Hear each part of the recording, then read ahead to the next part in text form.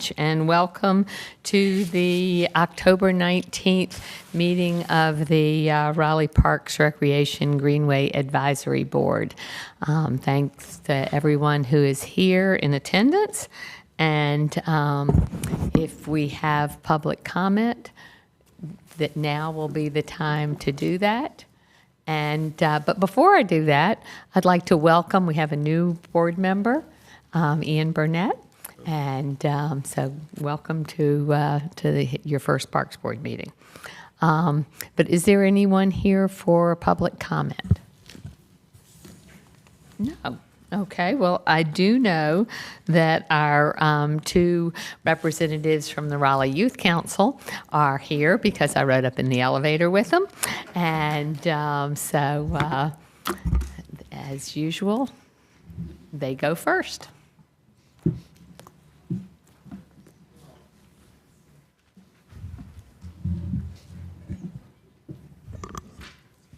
Hello, my name is London Evans and I'm the chair. And I'm Paris Evans, I'm the vice chair. So on October 7th, the members of our executive board, they attended the State Youth Council's 2023 Leadership Conference at North Carolina Central University. So we discussed leadership with executive board members of Fayetteville Cumberland Youth Council, Concord Youth Council, Rocky Mount Area Youth Council, Greensboro Youth Council, and also Wilson's Youth Council. So the purpose of the conference, it was for us to discuss different leadership styles and also learn different ways that our peers were leadering in their communities. So our last two meetings were a two-part college night. Our college night part one was all about college prep. 4 advisors from College Advisory Corps joined us and presented about choosing schools and majors, college essays, financial aid, and the general preparation for college. College Night Part 2 was our College Life and Advice 101 meeting. We had a panel of past RYC members who are current college students come and speak on their college experiences, RYC's impact on their college process, and answer any questions that as exec members and general members had.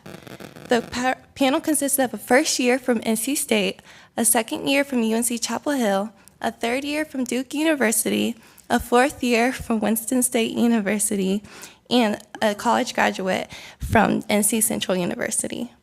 On Saturday at JC Park, we will have our annual Halloween dance. This dance is a partnership with Specialized Recreation and Inclusion Services for adults and teens with disabilities. So RIC also hosts a Toys from Teens event in December where we facilitate games and crafts, serve hot cocoa, take pictures with Santa, as well as give away gifts. So we are now collecting new toys for kids ages birth to 12 for that event. So if you like, please drop off donations to Kiwanis Neighborhood Park, Lake Lynn Community Center, Roberts Park Community Center, or even St. Monica's Teen Center. Can you go through that list again? So Yeah, that I'll we can go all back. get that? So the first one is Kiwanis Neighborhood Center, Lake Lynn Community Center, Roberts Park Community Center, and then as well as St. Monica's Teen Center. And by what date do you need to have collected? Before November, like November, I'll say our November meeting, but I'll get back to you with that. Okay, that would be great. I'm sure Giovanna can send us an email and give us a reminder. Oh, but that's all we have for you guys today. All right, well, thank you both very much. It's a pleasure to have you. Thank you. So tonight we have a variety of presentations, and the first one is urban forestry. And it's not Zach Maynor.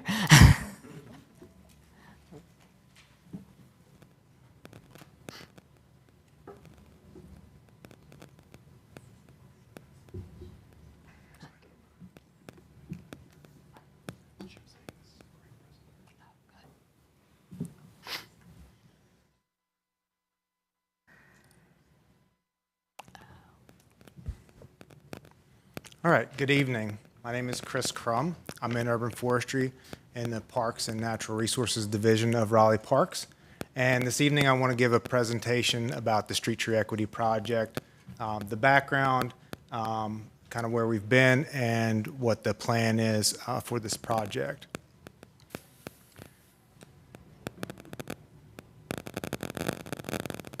So it started early 2021 with Urban Forestry asking two questions.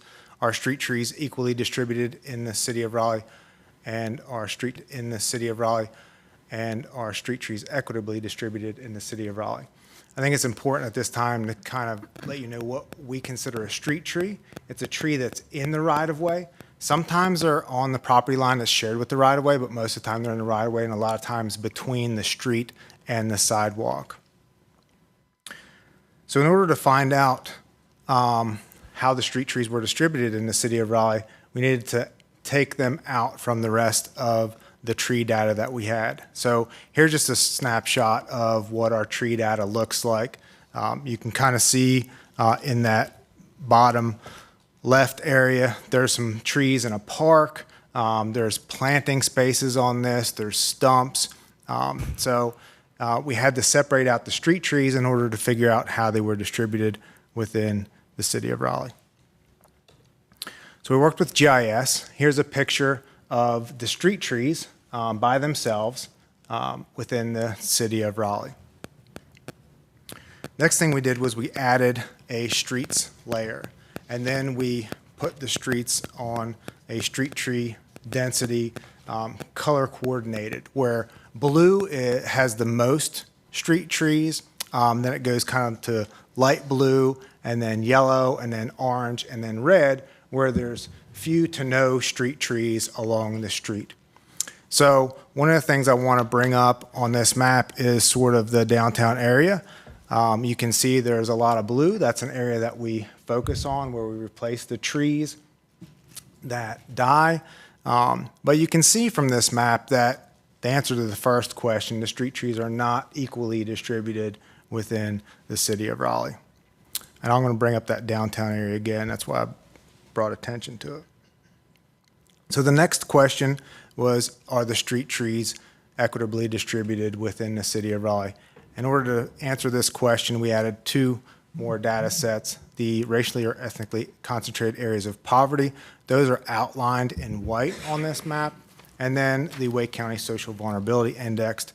This color coordinated like the streets were, where red is the most socially vulnerable, and then blue is the least. So I want to focus on that area there on the right-hand side, where the two overlap, where you have the most socially vulnerable and also the racially or ethnically concentrated areas of poverty. And you can see from this map with the streets on there that there's a lot of red and orange streets in that area. So that showed us that there wasn't very many street trees. I sent a couple inspectors out into the field to determine if this data was accurate. And they found that there was a lack of street trees. I also wanted them to see if there was a potential for planting street trees, knowing that there wasn't very many street trees out there. So when they went out there, they found that there were over 1,000 planting sites in that location where street trees could be located. So at the same time that we were working through this data, I was and still am the team lead for the strategic initiative of urban heat island mapping and mitigation. We had in summer of 2021 with the Office of Sustainability gathered a bunch of data, and while we were waiting for that data to be mapped and the urban heat islands to be mapped in the city of Raleigh, myself and my team, we were doing research on urban heat island mitigation. And as we were doing that research, trees kept coming up as a #1 solution for urban heat island mitigation. So when those maps came out, I wanted to see what these potential planting locations would look like with the urban heat island map. And so here's what they look like with the urban heat island map. So kind of bring your attention back to that downtown area. You can see that it is an urban heat island. But as you know in the earlier slide, we're already doing what we can in that area with regards to street trees. But in this area that's just southeast of downtown, we can plant over 1,000 street trees and mitigate the urban heat islands in that area. So in January of this year, we planted 350 street trees. So here's a picture of them in the yard. They were not small trees. They were 2 to 3 inch caliper in size. We did go mostly native with these plantings. And just want to give you an update on where we are today. So at the end of September, we did an inspection of all those street trees. And so with that inspection, we found 22 that need to be replaced. So one got run over by a car. There were some that died because of plant shock. There was some probably could have used a little more water. But that shows a 94%, and sorry that covered up there, there's 94% survival rate, and that's pretty good. This is a picture of some of those street trees that are now in that southeast location of the city of Raleigh. Can I ask a question? You have Sure. the species of the trees that that you'll be replacing. Yes. Was there any correlation with the type of species and the survivability in an urban environment? Yes. So you can see by the numbers that the hackberries, the redbud, and kind of serviceberry third didn't do as well. All native species. The oaks native, they tend to do better. And we'd love to plant all oaks out there. We just did the largest tree that we possibly could. So if there was a bigger planting space, it got an oak. If there was not as much space, it got a medium maturing. And if there were overhead power lines, it needed a small maturing tree. And that would be a redbud would be an option for a small maturing.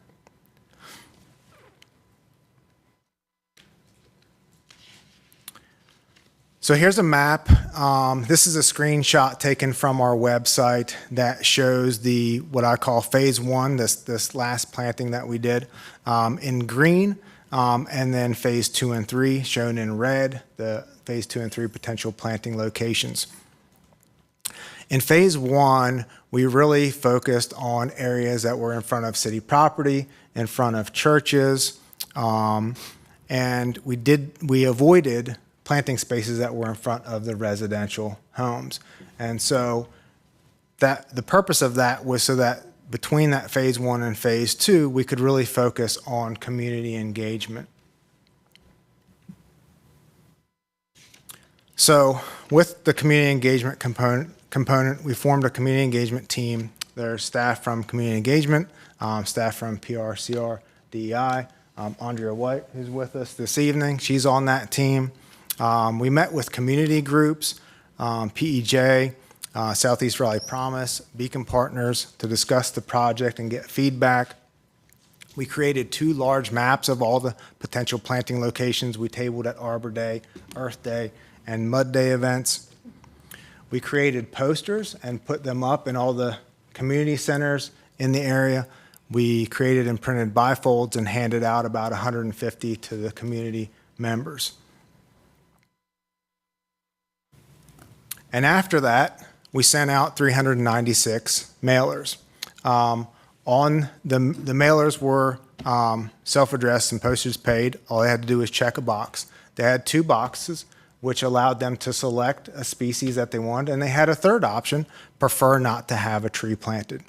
Of those 396, we got 66 responses back. So that looks low. I was expecting a low number in responses back because it's about, based on our GIS data, it's about 50% renters in this area. Of those, 17 said they prefer not to have a tree planted, so those got dropped off of the potential planting list. And we got lots of positive feedback, as you can see in that picture. So what we're doing now, we've worked through the mailers, and we have identified the next 350 planting spaces that are going to be planted about January of 2024. We've gone and hand selected the trees that are going to be planted, so we've already tagged 350 trees, and we're working on are phase 3 mailers. If you do the math, the 396, 350 trees planted and 17 that don't want a tree, there's some of them that got a mailer that didn't respond that aren't going to get a tree. And we want to make sure that when those trees go in the ground, they get another mailer saying, hey, we didn't forget about you, and we're going to provide them another opportunity this coming summer to select a tree or prefer not to have a tree planted in front of their residence. The last thing that I wanted to mention, and then I'll open up to questions and comments if you have any, is the Inflation Reduction Act grant. The city of Raleigh recently was granted $1 million for maintaining and planting trees within the vulnerable communities. I think that in conjunction with the canopy study, we'll be looking at where we can move this project, kind of turn it into a program, look for locations in the future. That's my information, and there'll be the 2 websites that we have on this project if you want to find out some additional information. And open it up to questions if there are any. Questions from the board? Yes, I have a question around the outreach that you did, the mailers and online communications. You said something about there being a large amount of renters in that area or those areas. So why are you noting that renters might not be interested in? That's what I would like to understand. Yeah, so I mean, I guess it's just a perception of mine. A lot of times renters aren't long-term. They might not feel like they have a voice since it's not really their property, or they might not be planning on being there next year. They still had an opportunity to make that choice as a resident of the community. Yeah. I mean, they are part of the community. There's one place that I rented for 5 straight years. I have another friend who doesn't own, and he is strictly into just renting. He doesn't want to have to deal with that. Yes, So. they weren't treated any differently than the owners. Gotcha. Good deal. Other questions? I have one, and it's kind of a hard question to ask, but this board knows I'll do that. And that is the area that you identified is very much a gentrifying area. And so even though historically it has been a higher poverty area, it is in a lot of flux. And so I guess my concern would be that as you install these new trees, that we don't get into a situation where we have haves and have-nots accepting the trees, and say a young 30-something-year-old homeowner next to a rental and having that be where they go. And so it's not really a solution that you can offer, but it is something I think we need to be mindful about as we put trees in a change. Sorry, this awful cough. So I'll stick to my water. Yes. I'm going to just address what Beverly said, because this was a topic that was talked about in the Sustainability Wildlife and Urban Trees Committee meeting. So, and it's been months and months ago. So this study was driven by the canopy study and identifying the heat islands. And unfortunately, that gentrification is happening in places that are hot. And the point is to let's cool things down and make it feel like a shady, well-loved neighborhood. And I'm very pleased that this is being undertaken. I'm delighted. So and I really appreciate how the staff is making these efforts, going to people's homes to say, would you like to have a tree? So I just say thank you. Yes, and I didn't mean my question to be in any way disparaging of your efforts. I think they're really great. I just think that we have to be aware of the consequences in the area that we're working. So, thank you, Ian. To follow up on the renters question, if you don't get a better response rate on the next round, is there any consideration to contact the homeowners directly or just plant a tree without feedback? So the mailers specifically state that if we don't get a response, that Urban Forestry will choose a tree based off the responses that we get. Oh, good. Okay, thank you. So they'll all be planted one way or another? They'll be planted unless they choose to prefer not to have a tree. If they prefer not to have a tree, then it's not a potential planting spot anymore. Okay, I understand. Thank you. Thank you. Any other questions? All right. Well, thank you, Mr. Crum, so much. That was very informative, and it really is a plus for the community. All right. Thank you all. The next item on our agenda is the Parks Plan update. TJ McCourt. Good evening, everybody. Wonderful to see you all. I'll be providing just a brief check-in update today on the Raleigh Parks Plan. So we're nearing the end of the first of 3 phases that we have set out for the Raleigh Parks Plan update. As a reminder, this is an update to our Parks, Recreation, and Cultural Resources System Plan, which is essentially the main long-range planning document that guides everything we do in Raleigh Parks. So this is our chance to think big and look far into the future. There's a 20-year plan horizon for this plan, and this is a 10-year update, so we're right about that halfway point. Today's presentation, I just want to focus on check-in on the engagement that we've done to date so far. So over the past few months, we've had a number of pop-up events around the city, a couple of community workshops. A few board members were there at Chavis Park for our Pizza in the Park event. Really, really successful. We got a great, I think, cross-section of the community, a lot of young people coming out. We had a lunchtime session and then an evening session at Chavis Park. Invited folks to come in, walk around the room, the historic carousel house there, stop by different tabling activities. Ultimately, you get some free pizza for your trouble at the end of the day. So it's a really great way to do outreach, get feedback directly from folks, hear their opinions, thoughts and opinions about the plan, about the park system, but also do a lot of education, right? It was an opportunity for us to share more information about what's out there, all the things that the Parks Department does, all of the land that we manage, all the programs that we offer. Really, really good experience overall. We've also been doing online engagement. We've had almost 1,000 unique visits to our project webpage and an online survey that went along with that got over 100 participants there.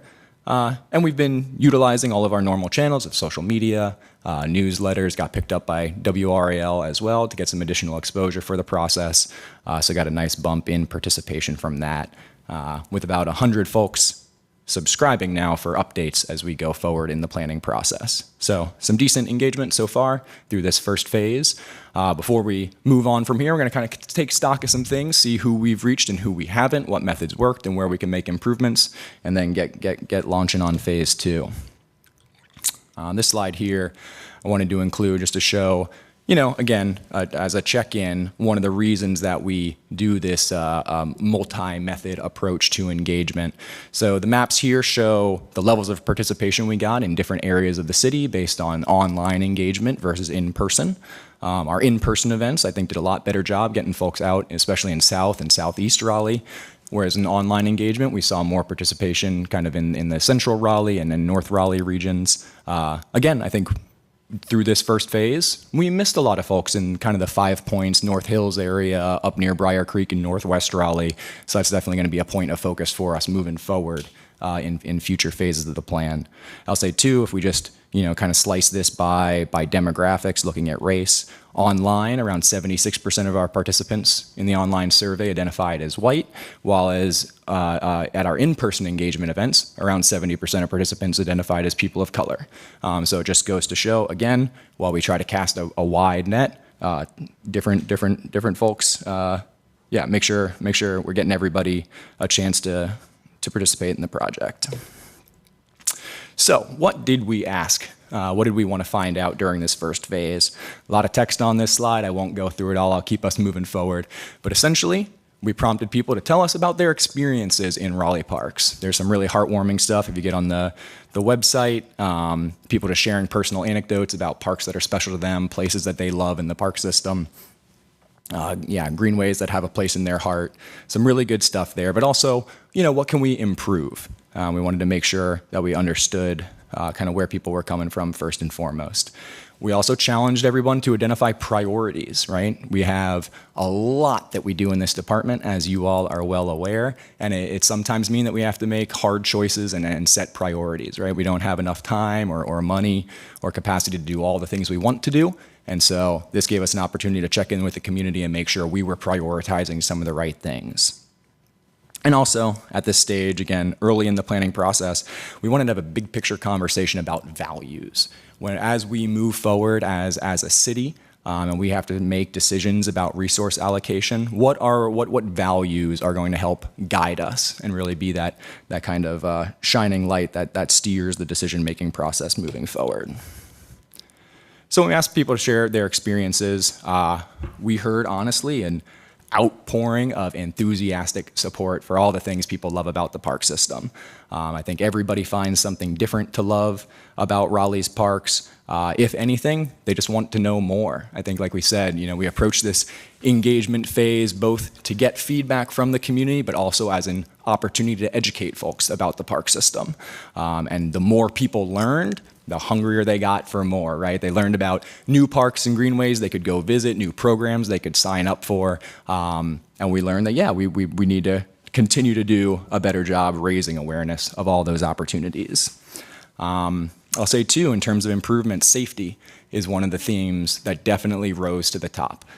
Safety within our parks, along our greenway trails. So I think, we've got some work to do coming up in the next phases of the planning process to see how we can reshape some things to make sure that all those concerns are addressed, and we have a good plan moving forward over the next 5 or 10 years to make sure that the perceived safety in these places starts to improve.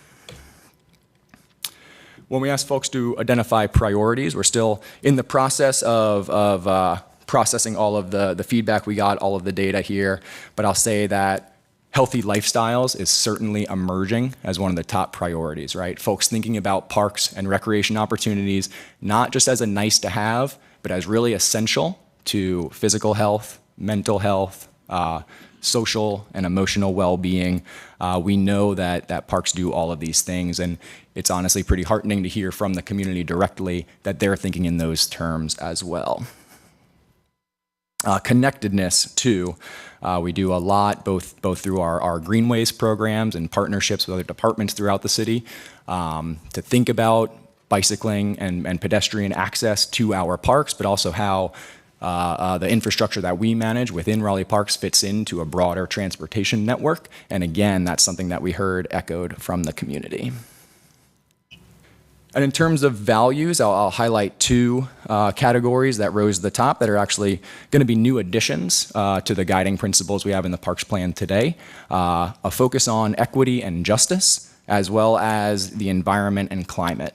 Those are 2 areas that I think in 2014, when we adopted the system plan, we were thinking about, but maybe not as deeply, as intentionally, and as seriously as we do today. So I think we'll see some changes as we continue this update process with a renewed focus on equity, justice, and environmental stewardship and climate resilience.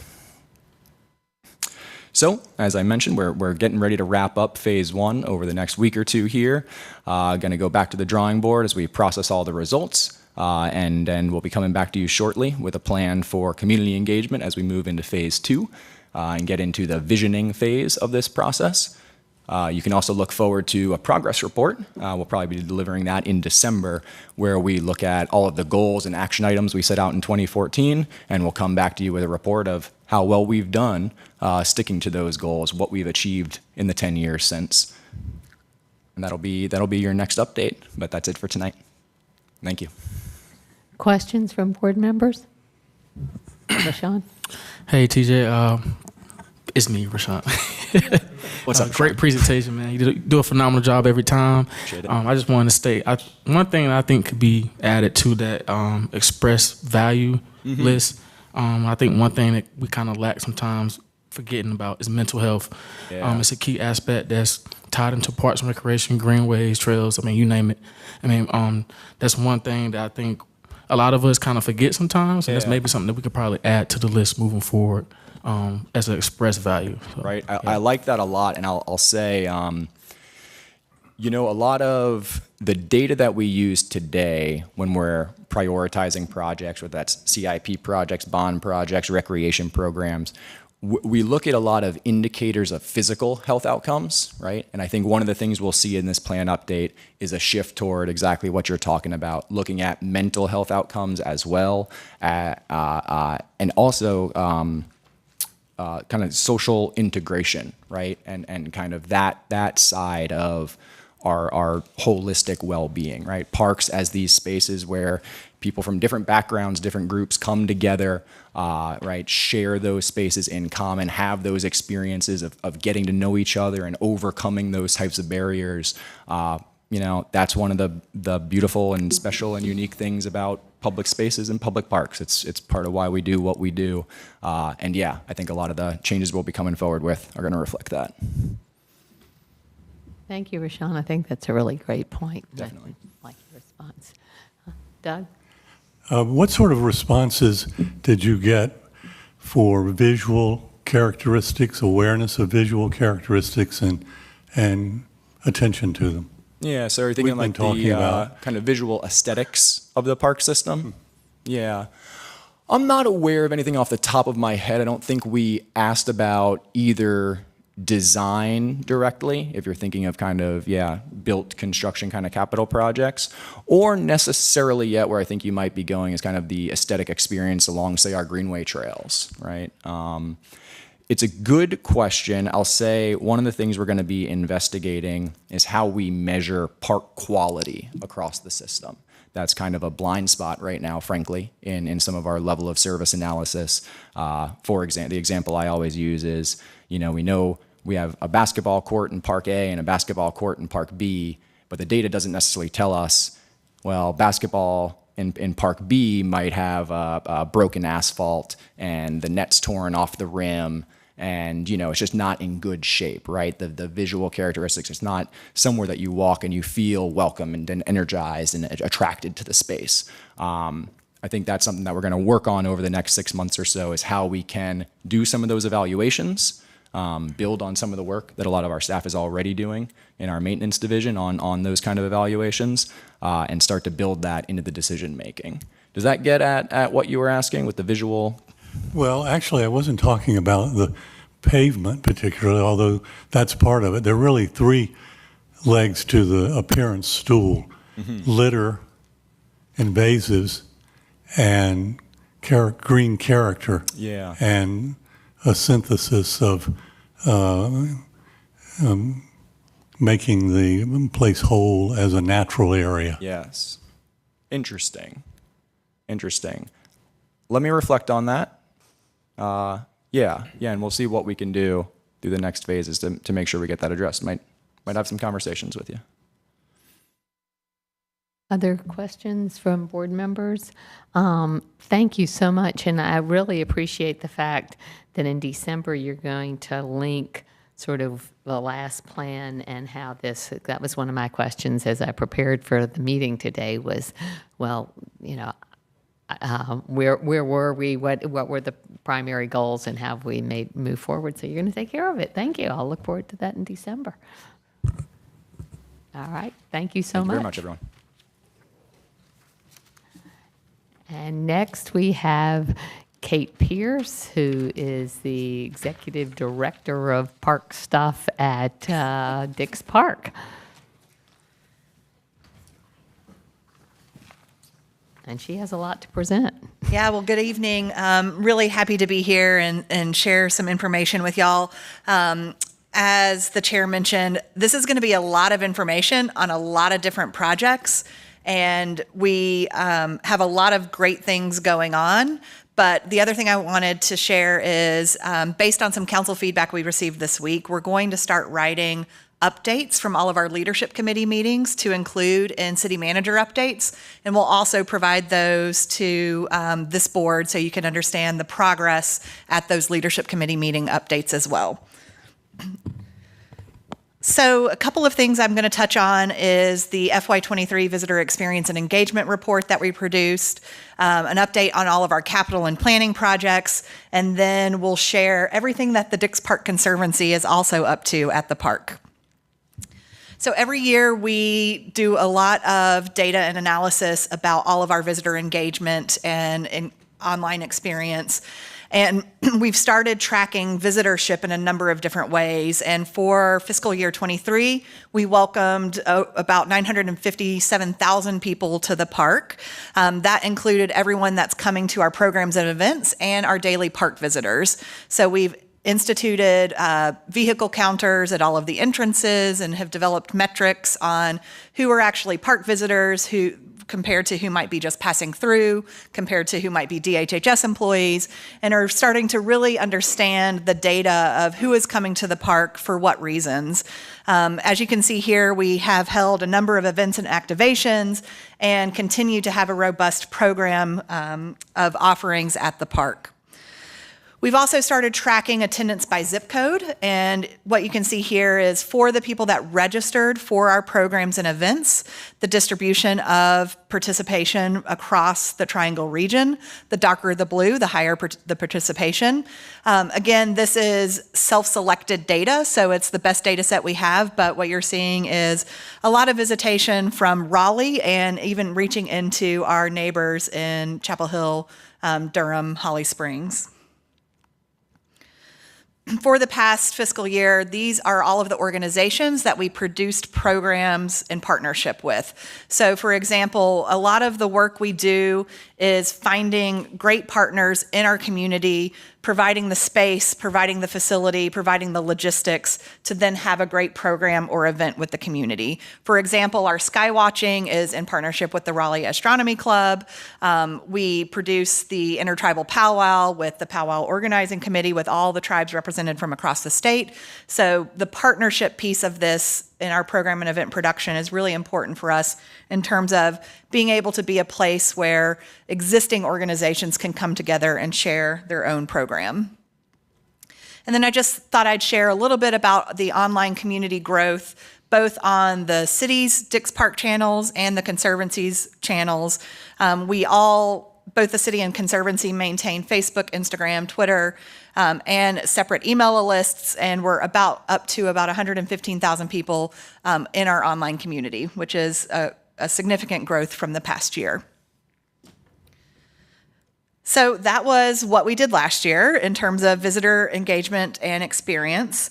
I'm going to shift to our capital projects and planning updates, but I'm also happy to answer any questions about visitor engagement and experience before moving into that section. Any questions, board members, on visitor experience? Great. I hope everybody's been there. I'm pretty sure they have. One quick question. Yes. I'm thinking of engagement with the area universities. There's Shaw, really close. William Peace is not that far away. St. Aug's a little further. Meredith, you can actually get there pretty quickly on a bicycle. And of course, NCSU. Is there,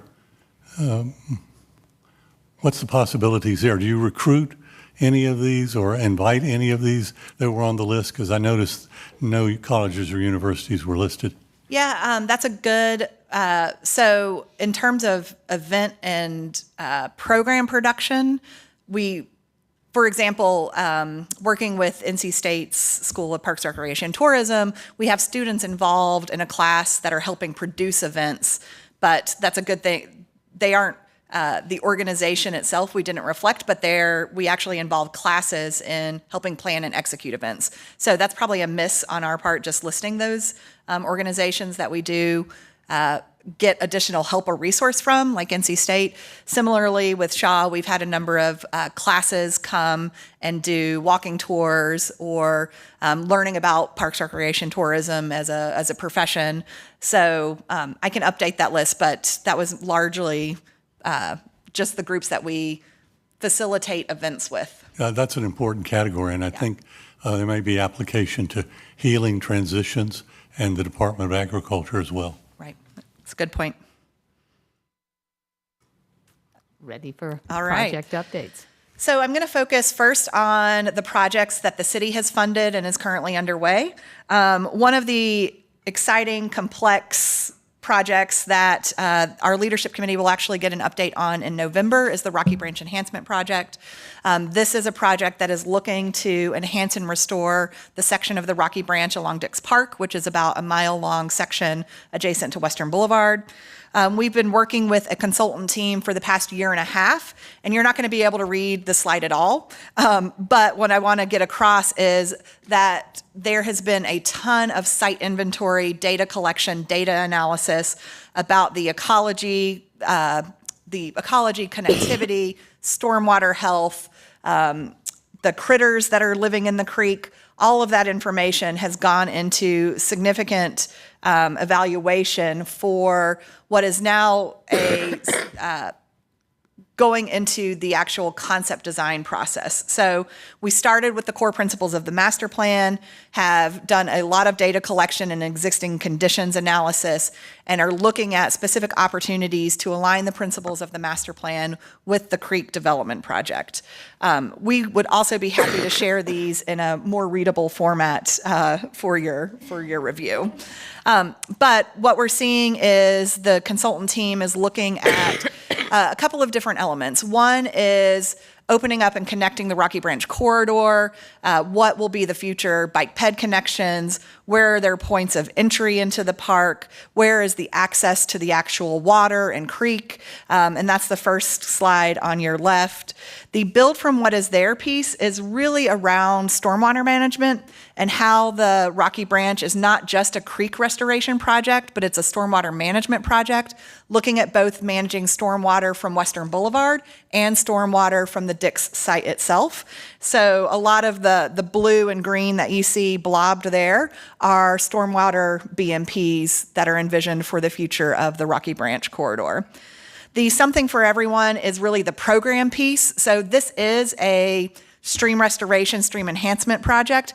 It is also a project to build amenity in the stream corridor. So the idea of where are there overlooks, where are there places that people will be able to touch the water, where is there going to be a hillside ramble or an art walk. So all of the fun stuff that goes along with the stream restoration project, this is what the consultants are currently looking in terms of where those potential nodes of activity could be in addition to the stream enhancement and restoration process. Kate, Yes. one thing I will add on the stormwater part is the important impact that this has downstream. That's right. Because Rocky Branch flows into Walnut Creek, and Walnut Creek, it has historically been a very impaired creek, and we learned about that at our invasive species cleanup, and so it has much broader implications than just One of the things we learned, and we had our community committee meeting on Tuesday night, and we did a site walk with the consultants, is there's been a lot of restoration on upstream, so on NC State's campus already of the Rocky Branch. This project will do a couple of really significant things. One, it'll remove a lot of the fish transfer barriers, which I didn't even know was a thing, but it will remove a lot of the barriers for wildlife actually going down the stream. And the second is the Rocky Branch is an extremely flashy creek. So it will get, when we get a lot of rain, it floods, and it floods downstream. The design here is intended to mitigate the flooding within the Dix Park site, but also mitigate the flooding downstream into the Walnut Creek watershed. Tagging on the question about the water, how is the development that's going to be done on Lake Wheeler Road going to impact the stormwater management issues? Yeah, that's a great question, and I don't have the direct answer about what their stormwater BMPs are, but I'm sure they have been required to have those as part of their development, so we can follow up. I do know that the developments are turning towards the creek and see the creek as an asset to their development, so I would imagine that they want that creek as clean and beautiful as possible. Well, we want it to not be flooding downstream. Yeah. Right. We can do some follow-up and see what some of that, I'll talk to our partners in stormwater and see what they've got going on there. These are all very bubbly and very illustrative at this point. The consultants are coming to the November Leadership Committee meeting of the Dix Park Conservancy to present 3 options for the creek at different price points, and we'll be happy to share that information to this group after that presentation. Go ahead. Yep. Kate, I was just going to ask, from a flooding perspective, has there been any thought about incorporating a retention pond in there with the topography? Yeah, so you're getting a preview. The most expensive option, and it's all a kit of parts, right? We can choose to do one thing. We can choose to have a really amazing land bridge. We can choose to build a regional stormwater facility. Option A that they're currently looking at not only provides the stormwater needed to mitigate Western Boulevard and the Dix Park site, but it provides a regional stormwater amenity too, which would be more of a collection for the entire watershed. So it's a big pond, but yeah. Mm-hmm. In the list of amenities, the Rocky Branch is largely in the part of the park that's the pastoral escape versus the activated park. Yep. And offers an opportunity for an aesthetic moment. I just mentioned that because I don't hear that a lot of times when you get excited about the storm water, which is the reason you're able to do it, because they'll pay for that. Yeah. And you generally don't pay for making something beautiful, but at the same time, it'll be an opportunity to create a moment. Yeah, the aesthetic of the corridor. One, there's a lot of invasives there today, and the idea is, what is the plant palette that we're coming back with? What is it going to attract in terms of critters? What is that aesthetic? And you'll see in the options that are presented, lots of pollinator gardens, lots of trees being brought back to the landscape that I think will create that natural escape that we all hope for in that corridor. So just in terms of next steps and timing, in November, we are going to present these scenario and options to the Dix Leadership Committee. And then this winter, we plan for a final plan, which we will present to the public in a project summit in early 2024. The other big thing here is that this is a really expensive and complex project. So we're developing a grant strategy to hopefully fund the next phases of work. Grants always sneak up on us, and we're trying to be really proactive at identifying federal and state sources of funding to support the next level of work. All right, on to the building and site analysis. I'm not sure if anyone's caught some of the headlines this week, but we presented to council on Tuesday the initial recommendations of the building and site analysis for Dix Park. And what this study really is an assessment of the current conditions of all the buildings and infrastructure on campus, an analysis about the potential to reuse some of those buildings, and the future operating costs and how we could potentially pay for it. And the study is really important for a couple of reasons. One, it provides the next level of detail in terms of information sent from when we purchased the campus. And it helps us prepare to be a good steward of the property when the state transfers all of these buildings, the additional 118 acres of green space, and all the legacy infrastructure systems to the city. Why it's also important, if we're being real, is that the state currently spends about $10.5 million just on basic maintenance and operations of the Dix campus. And that cost burden shifts to the city at the time when the state leaves. So we need to be prepared for what we're getting when the state vacates the campus.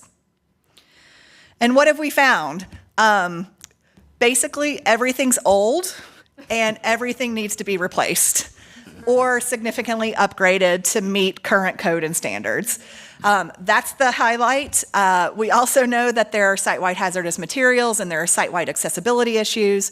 So where we're going from here is that there are going to be interim solutions needed while we're planning, designing, and finding funding for the long-term improvements. But that's one of the other things that we started talking about. So in addition to looking at the physical site, we have been doing a market study around the potential for not only the adaptive reuse of buildings on campus, but what are some additional funding tools that could help us meet this funding gap. In partnership with the Development Finance Initiative at the UNC School of Government, they did a lot of interviews with adjacent developers. Not surprising, these developers have said that Dix Park is a key amenity to their asset. It's why they've moved to the edge on Lake Wheeler Road, and that it's a unique asset nationally that will continue to attract interest from a variety of development partners. And if we look at what's happening, some of you know this very personally, that there are a number of large-scale mixed-use developments either under construction or planned in the Lake Wheeler Road corridor. And where you're going to see this information come back around is the idea of a municipal service district in the area that is experiencing a lot of development that potentially could help provide some funding to go back and to cover the operations of the park. And I'll talk a little bit more about that. So most of the recommendations of this study really are only feasible once DHHS vacates the campus. So we've got this long-term plan, but what staff has done is also identified a series of early implementation efforts that maintain project momentum. And I want to talk specifically about two of these that are probably sooner rather than later. One is the idea that we are going to be able to prioritize the adaptive reuse of the Brown and Lineberger buildings. These are two buildings that are important for the city to go ahead and acquire, design, and use to support not only park operations, but also, in the case of Lineberger, provide a temporary swing space for other city departments that are displaced out of the Smoky Hollow project. And then the Brown building is an idea for us to support the operations of the Gibson Play Plaza, potentially through a P3 opportunity. We will note that partial funding is available in the 2022 Parks Bond to kickstart both of these projects. And just in case you're unfamiliar with these buildings, Lineberger is kind of the last building before you reach the railroad that cuts the property in half. And the idea here is that it's centrally located, it's flat. We can potentially add a maintenance yard, which I know my friends in our parks maintenance group will be happy about, and run park operations from this facility long term.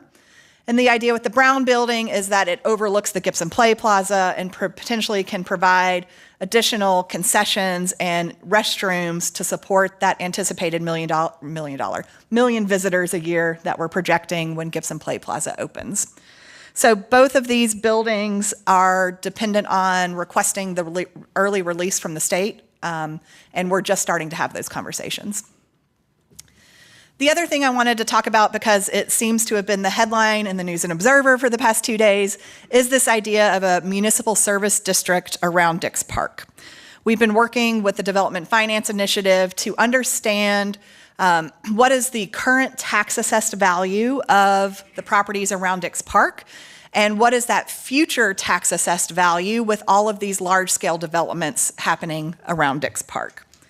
And there's some key considerations here that I wanted to point out when we talked to council about these.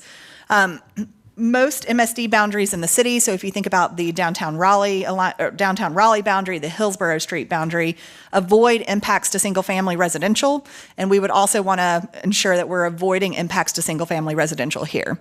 So the idea is that the city and partners are investing a lot of money into the creation of the park and to transportation infrastructure improvements around the park.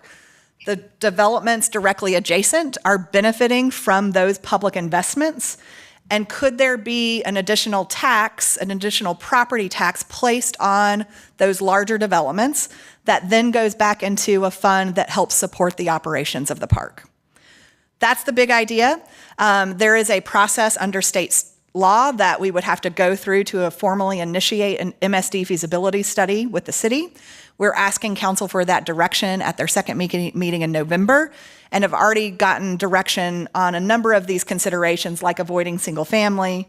The other interesting thing is Dix Park is surrounded by institutional uses.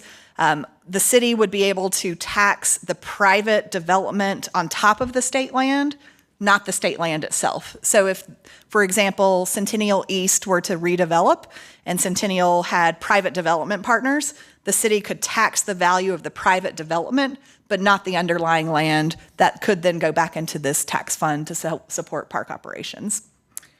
The other piece that we're very mindful of is the further away from the park, the less services from this amenity. So the boundary, what staff will probably recommend is a pretty narrow boundary around the park in terms of where we would be generating this additional tax. And that the services provided within the district would be the services provided at the park, which is also an interesting thing to think about. And that then those monies could help support the overall park operations. If you think about a great example of this is Bryant Park in New York surrounds a small park facility. All of the development that's around Bryant Park contributes money to support the operations, safety, cleanliness of Bryant Park, and it benefits all of those developments. And that would be one of the things that we'd be looking here as well. So we are planning to come back to council in November for initiation of the study, and then there's a whole process to bring back to council probably in a year or two that has outreach and engagement, public hearings, all of that good stuff. Yep.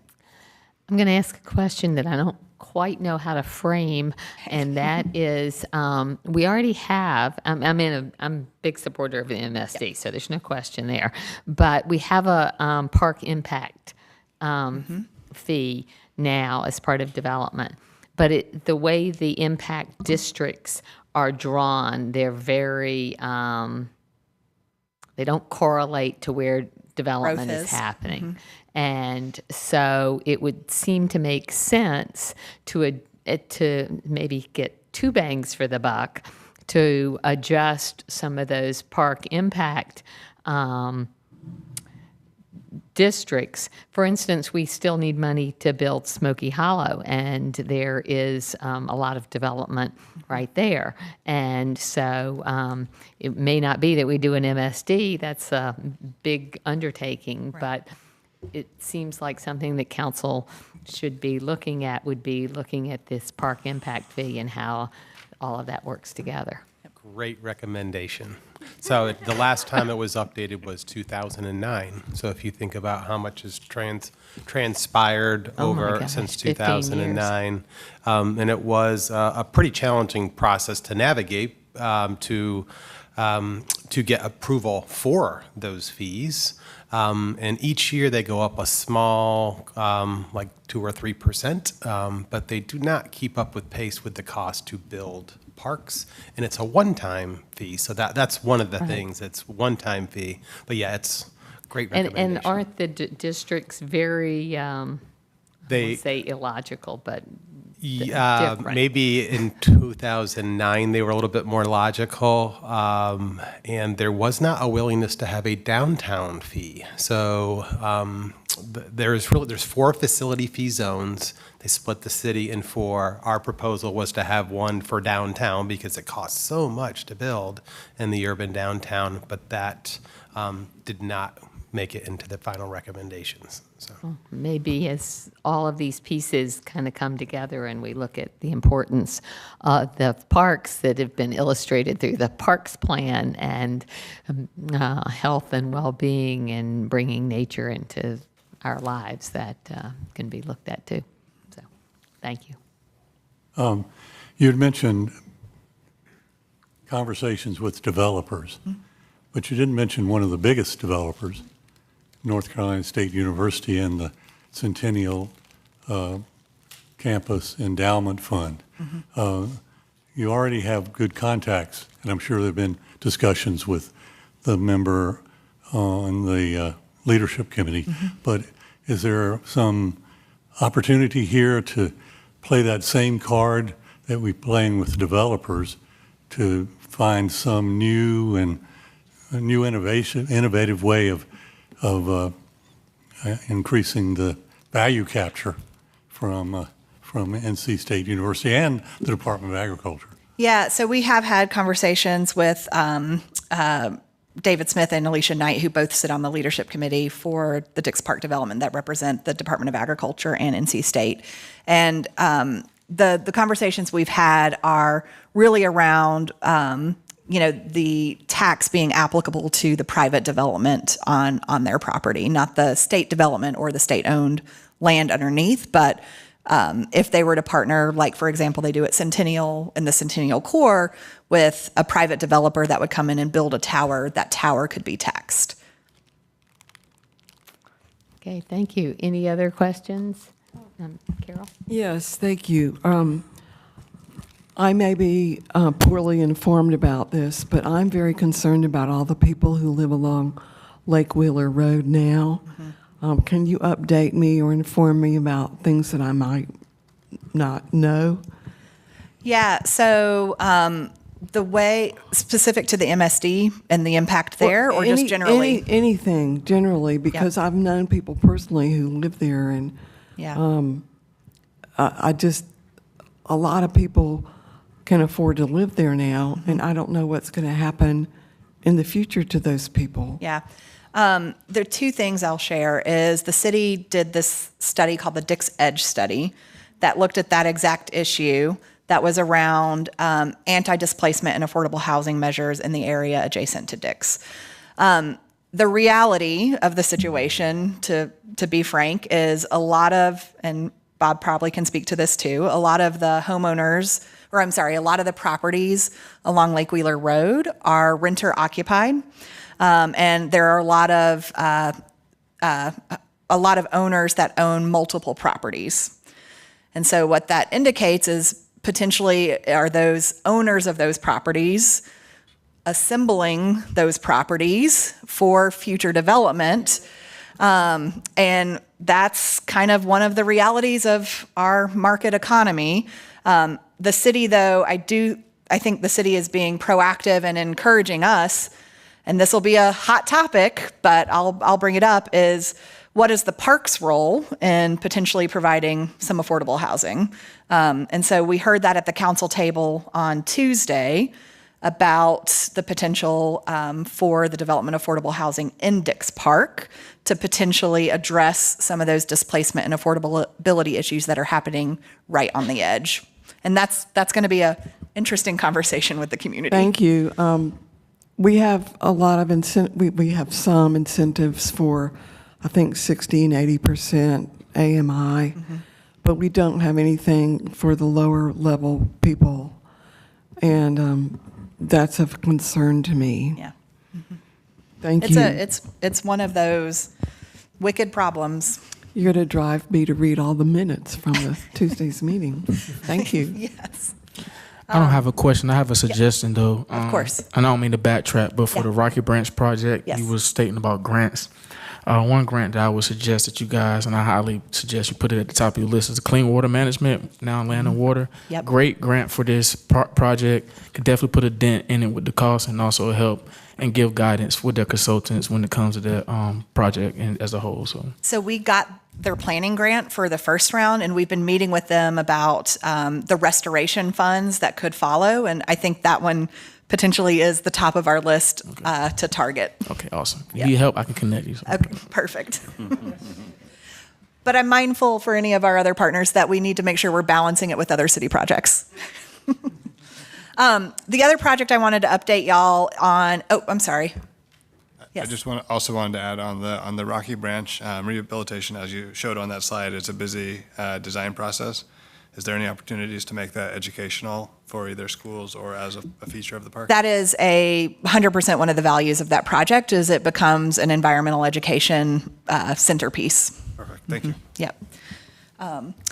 For this next project, this is the Dix Park Accessibility Improvements Project. The Conservancy received $1 million from Wake County through the ARPA funds to create accessibility improvements in the park.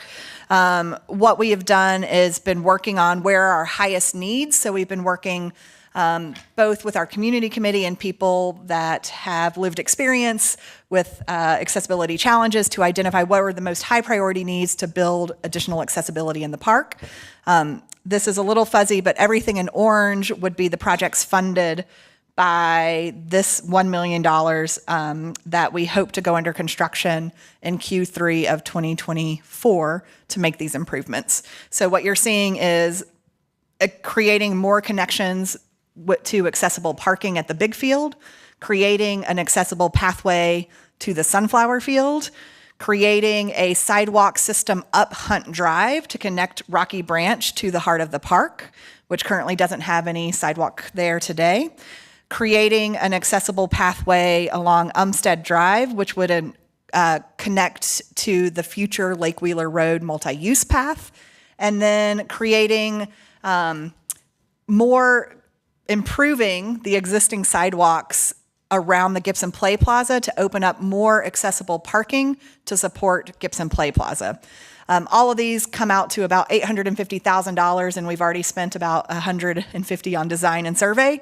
So we think we can actually fund all of these and get these constructed sooner rather than later. I have a question. I'm sorry. Yeah, no, go for it. Just talk to me. Yeah.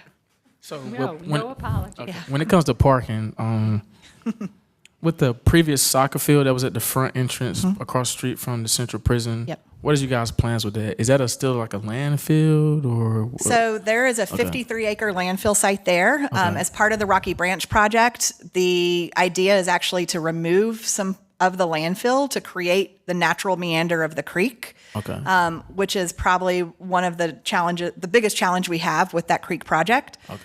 So historically, Rocky Branch oxbowed into the landfill, and then when the landfill opened, they pushed it up against the road. And so we want to reestablish that natural meander through the landfill site. So the idea is to remove some of the landfill and then to cap and restore the areas around it, both with potentially some fields, multi-purpose fields, and then obviously that's where our beloved sunflower field is also. It's on top of landfill. That would be a great parking destination, but you guys got it planned. So. What kind of mitigation is anticipated for the parking for people with disabilities in the big field? So that's right now the idea is to create ADA accessible crosswalks from improved ADA spaces to the big field. And for those of you that are familiar with the space, we have lots of programs and events there. We have recently bought a product called a Moby Mat, which provides temporary ADA accessible pathways, and we would then connect those permanent crosswalk improvements to the temporary pathways, event by event. And that's what you used in the sunflower fields. That is what we use. And we're learning better on how to use that product well. Yep. Kate, I'm not sure it's the right moment to ask this, but I have a concern. How do we plan in the long run to move large groups of people from Dix Park back to where they often stay? We've had a number of fantastic events that occur on the front end. You can load by going through security over a period of hours, and then at the clock ticks whatever, you have 40,000 people with no alternative now except to meander to whatever, oftentimes darkness, mostly towards downtown. And we need to look, in my opinion, at some pathway where people could move, back towards the hotel spaces and whatever events are occurring, because I don't see us getting access to the Golden Railroad That would be a way, I mean, I just came from somewhere that runs 8-car passenger trains. Right. You can move a lot of people with that, but you can't with buses. Yeah. It's just not numerically possible. Yeah. Have we looked at ways, I mean, Boylan Heights isn't all that big on people strolling through at midnight. Do we have any thoughts of how we're going to build a land bridge to downtown? I don't know, magic? Yeah, a couple of points there is what we do on a temporary basis is we create a lighted pathway along Rocky Branch to South Saunders and then to downtown. And that becomes the primary pedestrian route from our large events back to the parking decks downtown. Long term, I think there's a lot of interest in what is the downtown to Dix connection and what does that look like? And some people have thrown out aerial systems, some people have thrown out land bridges, and that still, I think we need a realistic interim solution because we're just going to see increased activity and visitorship to the park. That is going to also want to take advantage of its proximity to downtown. It's a tremendous hurdle to get over. It is. Mm-hmm. I'm going to keep going. Just because there's a couple of more. We are also, I think most of you are aware, doing a plan that is around how do we tell the story of the site's history to current and future park visitors. It's called the Cultural Interpretive Plan. We did a series of engagements over the spring and summer and had pop-up events at Juneteenth, the Intertribal Powwow, other events. And you can see the key takeaways here that interpretation should always feature personal stories. People want really an interactive and immersive experience. We're very mindful of creating memorial and reflective spaces integrated into the landscape and new ways to experience the history of the site in the development of the landscape. Some of the main themes that are coming out are around restoration and repair. This is really thinking about the connection between the natural history of the site and the cultural or human history of the site. Visibility and vitality. If you think about the history of Dix as a place that was Native American hunting grounds to a plantation and with an enslaved workforce to a racially segregated hospital. How do you uplift the invisible to the visible in those histories? Also thinking about awareness and healing, very relevant to the mental health conversation that this was the state's mental health hospital. So what you'll hear about in the coming months is what are the ideas to help tell the story of this place to park visitors. One interesting question we have is the majority of people come to Dix Park to have fun. They want to come to Falling for Local. They want to ride bikes. They want to run along the pathways. They want their selfie in the sunflower field. How do we also share the history of the site when most people are there for recreation purposes? And so that's a question we keep asking our stakeholders and our committees and all of our experts around the table. And I think you'll see some interesting ideas come out around that. Can I make a suggestion? Of course. So I previously, as a consultant with the state, I had the luxury to work with Halifax County. Halifax County has a lot of black history, more particular to the Underground Railroad. Roanoke Rapids is the hub for the entire history of that black history. So they have a small museum that a lot of people don't know about. And they have actually like 3 or 4 tour guides that give visitors a tour of like over 150 acres of this plantation, all this history that transpired within Halifax County. But the unique thing about this park that they have is they have like these stakes that kind of tell the story as you walking on their trails and greenways throughout the park. They have just different unique features, like different signages on the trees that talk about certain areas within the park. I think that'd be something that could be unique in Dix Park. If we first find one of those buildings as a destination, as a small museum that we can have people to come to, get some staff to actually run it, educate themselves on the history of the park. The entire park, data all the way back to when it first was established, right? And then we could do some more unique things around the museum is put some small stakes around the museum to give like a walking guide tour when we have people that come from out of this county from different states, because this is a regional park. So a lot of people that's coming to this park is going to pay a visit to it. So I think this is a great thing, a unique thing to do, and we definitely have to tell the history for this park. And I will share one of the projects the Conservancy is working on is addressing just that. So I'll share an update on that project as well. One other thing about the, see what the term was here, the quiet and reflective spaces. By definition, a pastoral escape is probably one of those. That's right. So maybe the paradigm is shifted that you have a quiet and place for reflection, but you figure out how to incorporate some more active things into it. To me, there's a big difference in that. If you start off with another playground, it turns out to be squeezing out the quiet and reflective. And that is a form of recreation. Yeah. I'm sure because you've listened to me before, you know all about that, but I just want to put it on the record. I mean, that's the whole goal with Dix Park. Being as large as it is, it can offer both that loud playground experience and the quiet reflective spaces. Last Saturday, we had our second forest bathing program, which I think speaks just to that. Okay. Yeah, keep going? Okay. Yeah, thank you. And we're also building a playground. Gibson Play Plaza, moving right along. Very exciting. The first major shipment of our play equipment from Germany is coming next week and actually will be erected on site because that's the way it has to be stored. So people are going to start seeing the cool stuff. Not that a big mud pit with red clay is not cool. But so Gibson Play Plaza under construction, moving along at pace, still projected to open Q1 of 2025.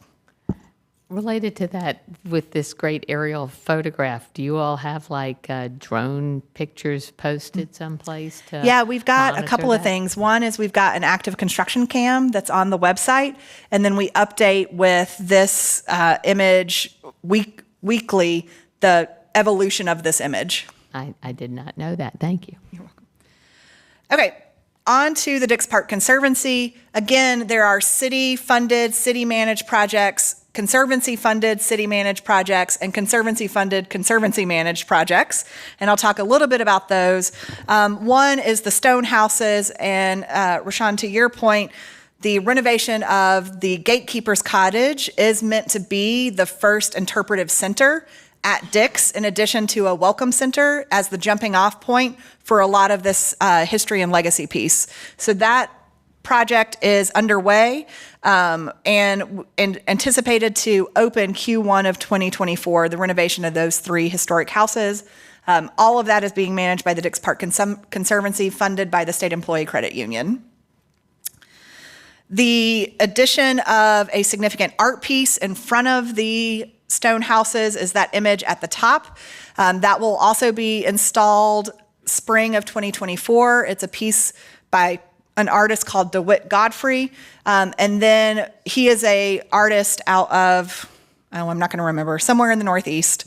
But in partnership, we're looking at working with local artists on a couple of local projects to install alongside of this larger steel tube project.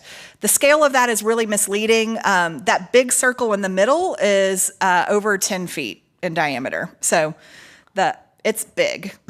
So is it accessible in the sense that at the North Carolina Museum of Art, you cannot climb on the clay pieces that are a wall? Can you climb on this?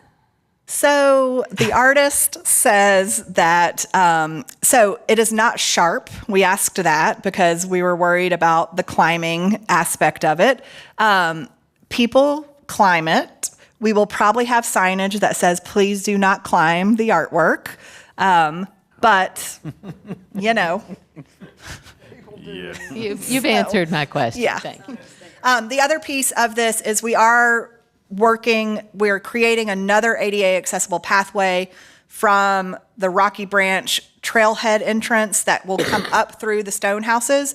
And the start of this piece will be at a point of that pathway so that it is providing access for all mobilities to the art piece. The other thing we're working on is we need food when Gibson Play Plaza opens, and the Conservancy is leading that charge for us to develop a concession strategy to support concessions in both the at Gibson Play Plaza and potentially at the Flower Cottage, opening that up to become a more public venue. So over the next few months, we'll be working with the Conservancy on an RFP process to select potentially one or more food and beverage vendors to provide concessions at the park. So we can all have our ice cream when Gibson Play Plaza opens. Last but not least, the Conservancy is very interested in working with Interfaith Food Shuttle around a community garden at Dick's. This is something that is potentially going to become one of their fundraising priorities for 2024. And they're initially working with NC State potentially on a design of that space, but operating it with Interfaith as part of the larger agreements between the city and Interfaith to create more community gardens throughout the city. Oh, and the sunflower poles. This is a project between the Dix Park Conservancy and Duke Energy to put big sunflowers on top of the transmission lines along Lake Wheeler Road. So this is the only third time that this has happened in the United States. There are Mickey ears in Orlando. There are football uprights somewhere in Ohio where the Football Hall of Fame, okay, can't thank you. And this would be the third time in the US that a power company has worked with a nonprofit to put some creative infrastructure on a transmission line. And there you can see the scale of what these sunflower poles will look like along Lake Wheeler Road when they're done. This is all being privately funded in partnership with Duke Energy. What's the timeline for That that? is, there are certain windows Duke will let you do stuff like this. So that is scheduled for fall of 2024. And I will mention that this idea came from our own Doug Johnston, who did some research because that there are more of these creative infrastructure locations in Europe, I believe. And so noticing that we had, I mean, this will only be two of the power poles. And unfortunately, there are more poles along Lake Wheeler Road, but the two at the Play Plaza will not be those climbing structures. They instead will be these very cool, designed by Raleigh local artist Thomas Sayer. So and the credit actually goes for the interesting part of this process, which I'd love to hear the background story on. But how did Janet Cowell and Tom Gibson figure out how to use social capital, another of my new themes, to work with Duke Power? Because that is an astounding moment. Duke Power is best at saying not just no, but hell no. And something happened there. So, Tom Gibson gets a lot of credit for this work and his partnership with Duke Energy to make this happen. So those are happening and will be erected in advance of Play Plaza opening. Are they fixed or do they rotate? So each pedal is on a slightly different skew. They don't move, but they are designed to look like a real sunflower with different skewed petals. And then Thomas, because of who he is, has figured out the frequency of the power that is going through that and developed I'm not going to use the right words, a sine wave. So there's a huge education piece to this also around power generation and electricity, which is interesting. The sine wave is in the holes of the pedal. Yeah, let's see. So those little dots is the sine wave of the electricity that's actually moving through the piece. And that is the extent of my knowledge on sine waves. So, but is a privately fundraised effort that we think is going to become a gateway for not only Dix Park, but for the city of Raleigh. I guess we're not going to get away from sunflowers ever. That's where we are. It's a lot of work. Lot is going on. Wanted to take the time to update you on all of the projects. We will send the regular updates from the leadership committee so that you have all of that information as it unfolds. And then obviously you are welcome to attend any of those meetings or email me with any additional questions.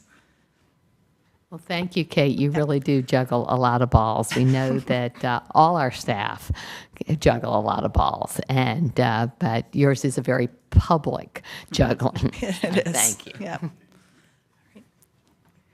Earlier, you mentioned the phrase forest bathing. Yes. Could you elaborate on that? Sure. So forest bathing is a tradition that has come out of Japan where you go into a forest for a guided meditation and you commune with nature and relax, and that's all I know about forest bathing too. But it's a program we offer. There are some trained meditation forest bather experts in our local region, and they come out and facilitate a meditation workshop in the trees. That's cool. I've gone to meditation classes at the Museum of Art, but I didn't know that those were now being incorporated there at Dix Park. One other question, will those sunflower pole things, will they actually be like functional and generating electricity, like with the petals? No, they won't do that. They're just pretty. They're just pretty. Yeah. Okay. Yep. Those are high voltage transmission lines, and so they basically light all of downtown. So there's no actual power generation. It's just a piece of creative artwork on top. Okay. I was hoping that the petals would be like solar panels or something cool, but I can go with pretty. That's fine. Any other questions? Thank you so much, Kate, for your presentation. All right, get back to my agenda, and we at the John Chavis South Park Heritage Walk and Top Green situation assessments and the community advisory group, which has been selected for that particular project.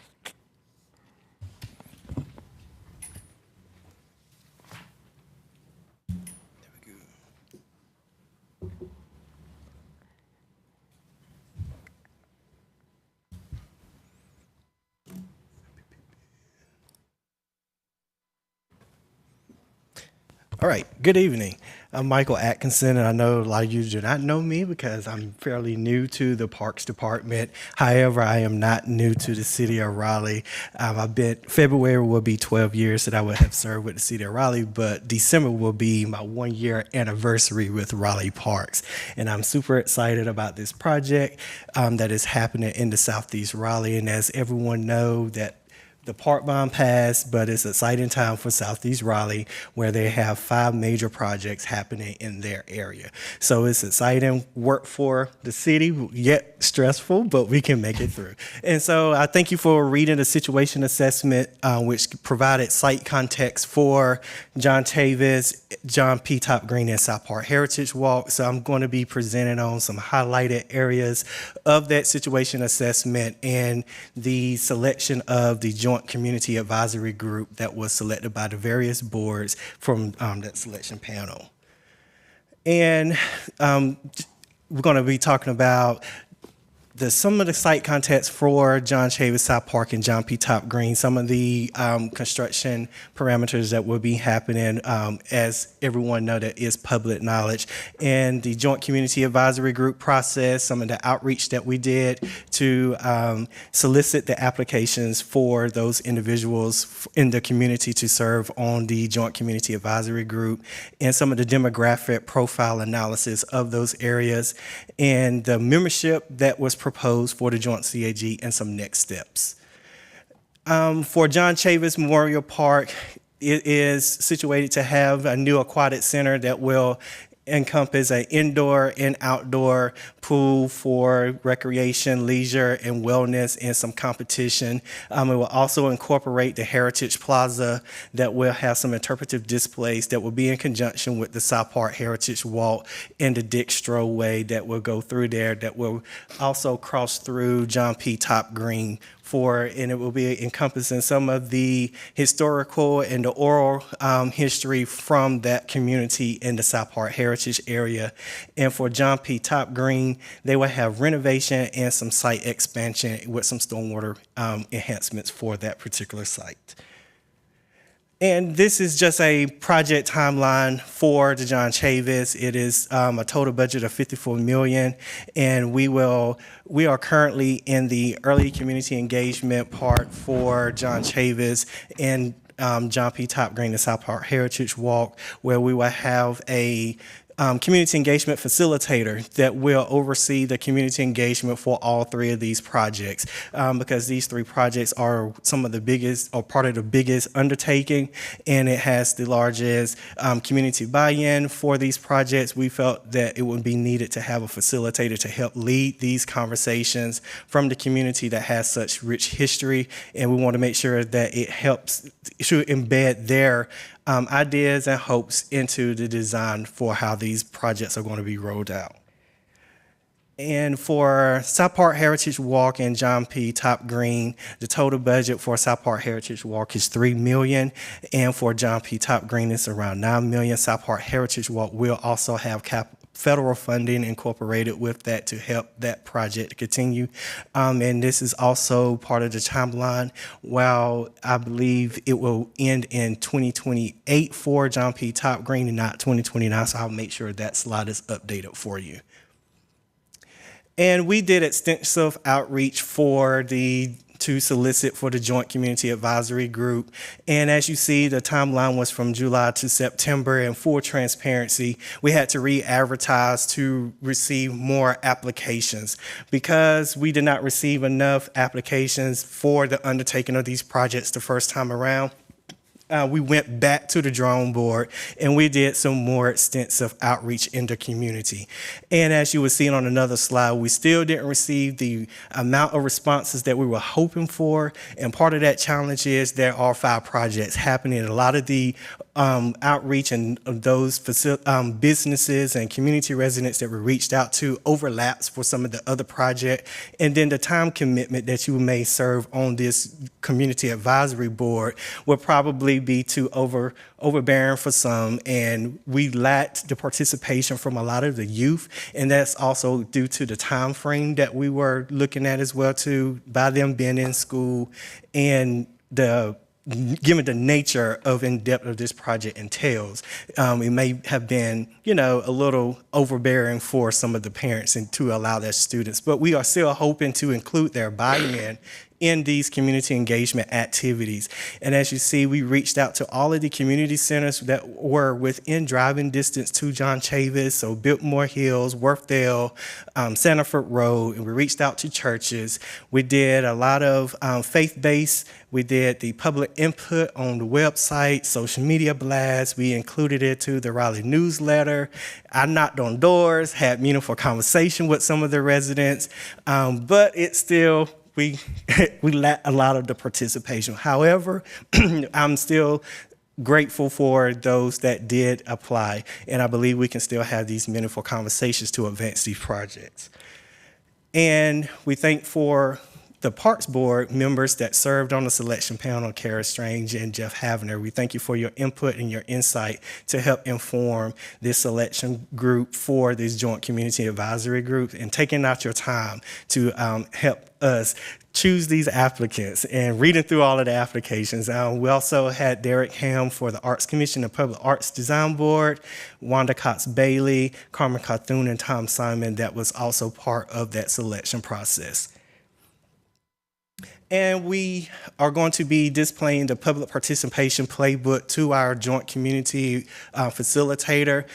Part of their role is to design the community engagement and help lead these efforts for the community to really do a lot of the undertaking for us. And they will be presenting to the Parks Board, and they will also that community facilitator will also present to City Council. But we wanted them to have a guidebook, and we used the public participation playbook that will help them inform these community engagement events. And as you see here, as I highlighted earlier, the responses to the public input process. So we had 203 viewings from the total from July to September, and we had total of 19 applications that we actually could do and read information from. A lot of the applications that we received had blank responses to. So when I reached out, they did not want to be a part of the community advisory group. They just wanted to read about the information. So of those applications that actually had information embedded into it, those are the applications that the selection panel was able to review. And we had 19 of those. And just some of the demographics for these three projects. For the 10-minute walk demographic for Chavis, as you see, it has a total population of 6,483. And of that, medium household was around 45,827, with the city of Raleigh's average for that area is 76,520. And I also would like to highlight the age demographic for the population for this particular area has a high population of those with in the 20 to 30 age group, and then it kind of significantly drops off, and that is because Sauer University and St. Aug is also in the area, so it's a high university, and NC State is not far as well. And as you can see, the Black population is high in this particular area in the 10-minute walk, as well as the white population, with the Hispanic population not too far off as well. And then our households with persons with a disability in this area is 21%, with the city's average of 18%. And our total households of renters is 76% to the city's average of 49%.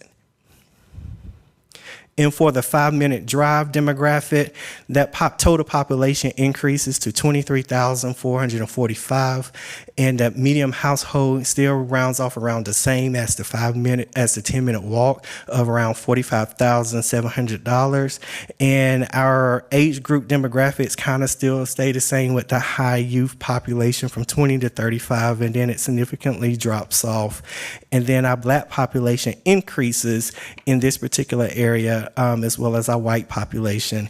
But our households with persons with a disability increases to 25% from 21% for the 10-minute walk to the city's average of 18%.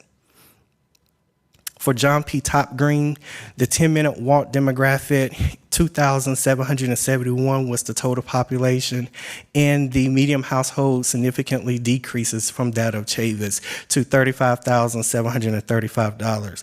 But your youth population increases from 15 to 20 age group, and then our disability for this area is 25% to the 18%.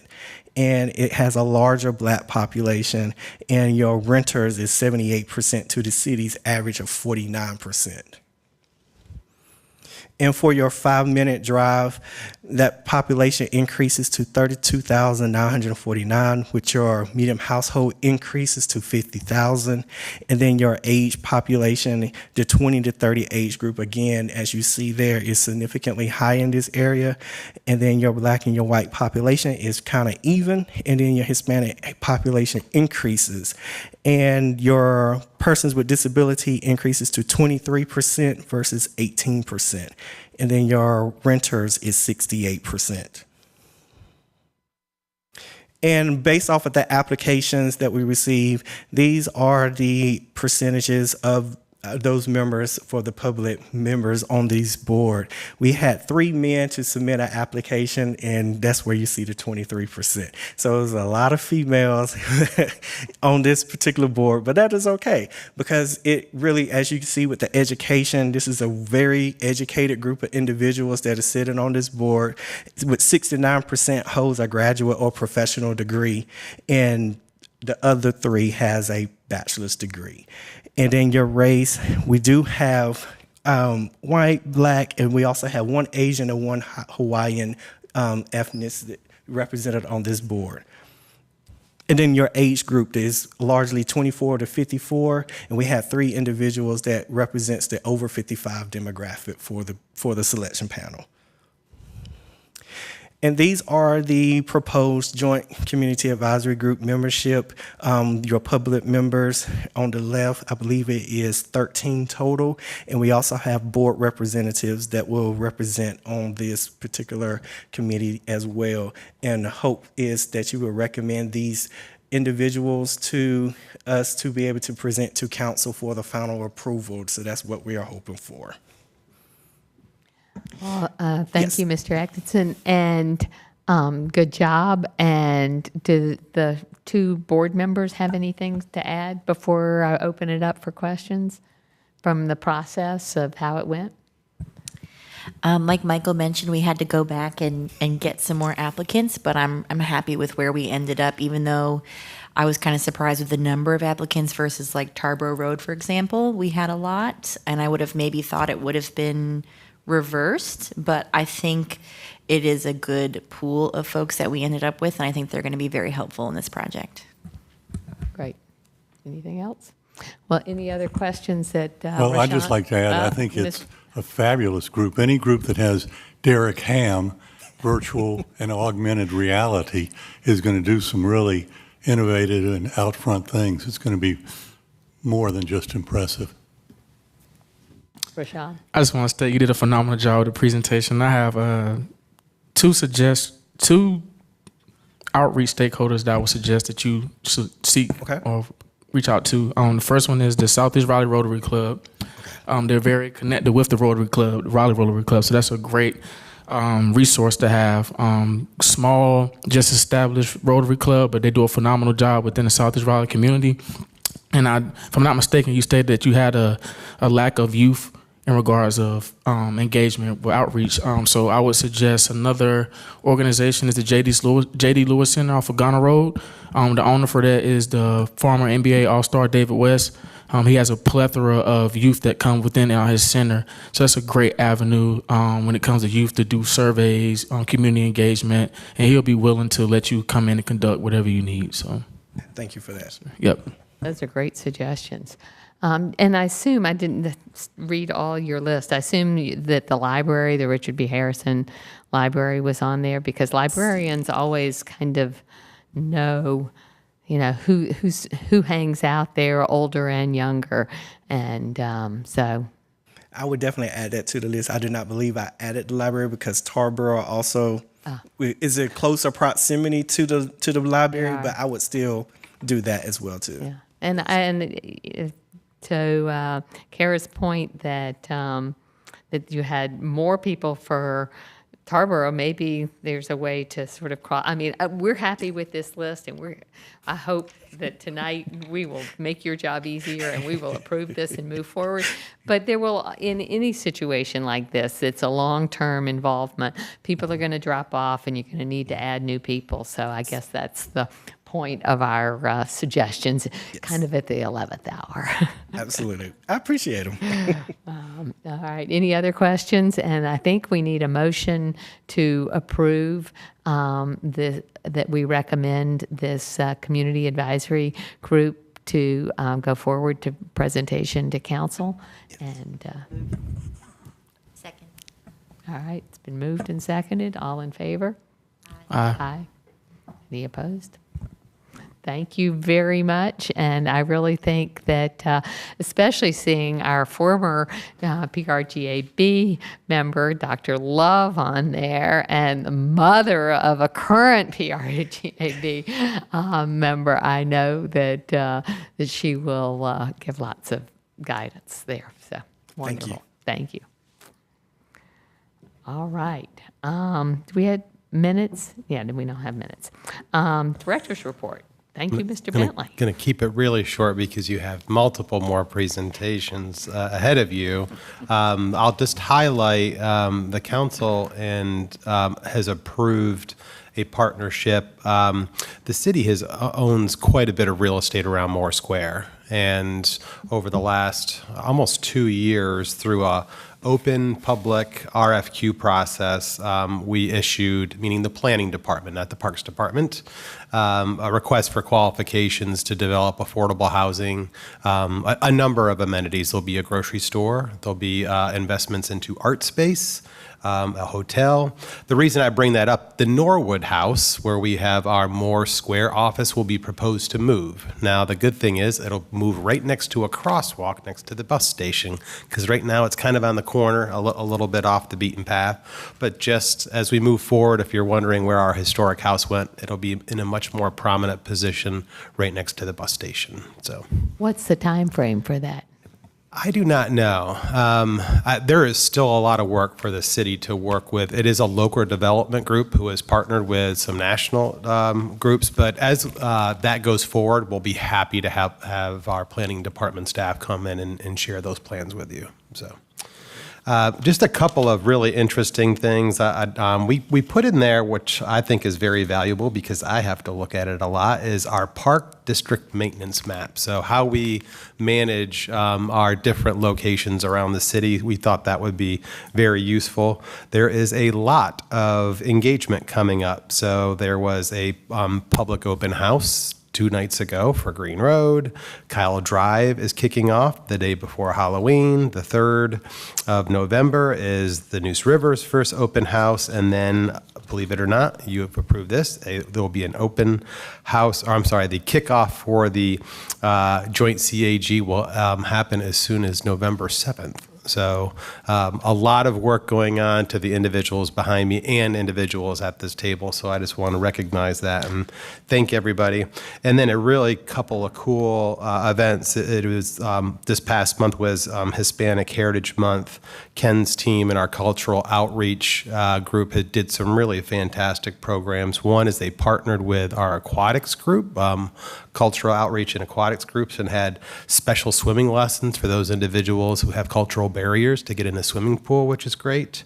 The other I want to highlight is that we had a partnership at Barwell Road with the Food Bank of Eastern North Carolina, where we gave away 13,000 pounds of food to 1,700 individuals, 385 households, and 736 children under the age of 18.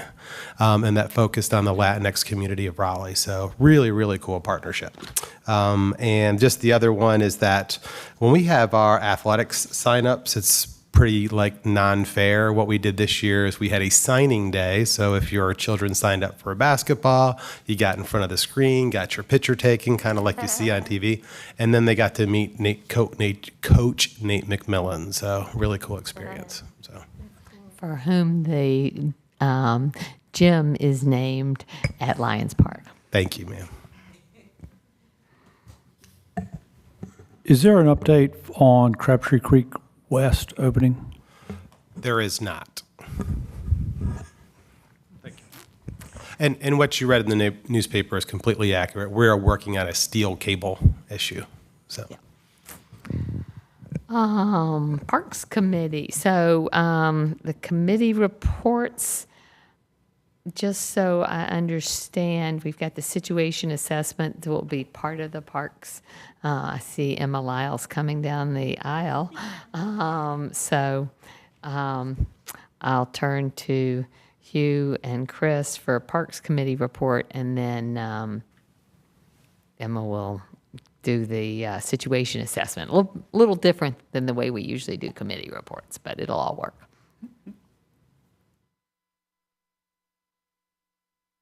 Chris, you want to kick? Yeah, I don't know if Emma, if you have a preference, if you want to kind of go through the system that we used first, and then we can kind of cap off any gaps. Cool. Sounds good to that me. Works. So we are talking about Neuse River Park and Kyle Drive Park tonight. So I'll kind of cover a little overview of the projects, talk about the CAG selection process that we went through with the Parks Committee, our recommended CAGs for both projects, and then I also wanted to provide a little information about the draft engagement plans for both projects and the next steps. So here's a quick map of the city showing the two parks we're talking about. Neuse River Park is all the way up in that northeast corner, just south of Falls Dam. And then Kyle Drive is right south of Lewisburg Road, the split of Lewisburg and Capitol, both in Council District B. Both projects are funded through the 2022 Parks Bond. We have funding for community engagement, master plan development, design, and construction. Neuse River Park has $11.5 million, and Kyle Drive has $9 million. Here's overall project timelines for both of those. We are wrapping up the situation assessment tonight, moving straight into master planning, and then we'll go schematic design, permitting, and construction, all of it. So this is the selection process that we went through. So we opened up our application period way back in May. I came to Parks Board in July and presented on the draft situation assessment. The application period was open through the end of July. And then we met on September 7th and October 5th with the Parks Committee to cover CAG selection. And then we are here tonight for y'all to take action on those CAGs and situation assessment. In the September meeting with Parks Committee, we worked to establish target demographic and stakeholder thresholds for Kyle Drive Park. Since it's going to be a neighborhood park, we really wanted to make sure the CAG matched that 5-minute drive demographics. Neuse River Park, since it's that regional, citywide park, we're looking at citywide demographics for the CAG.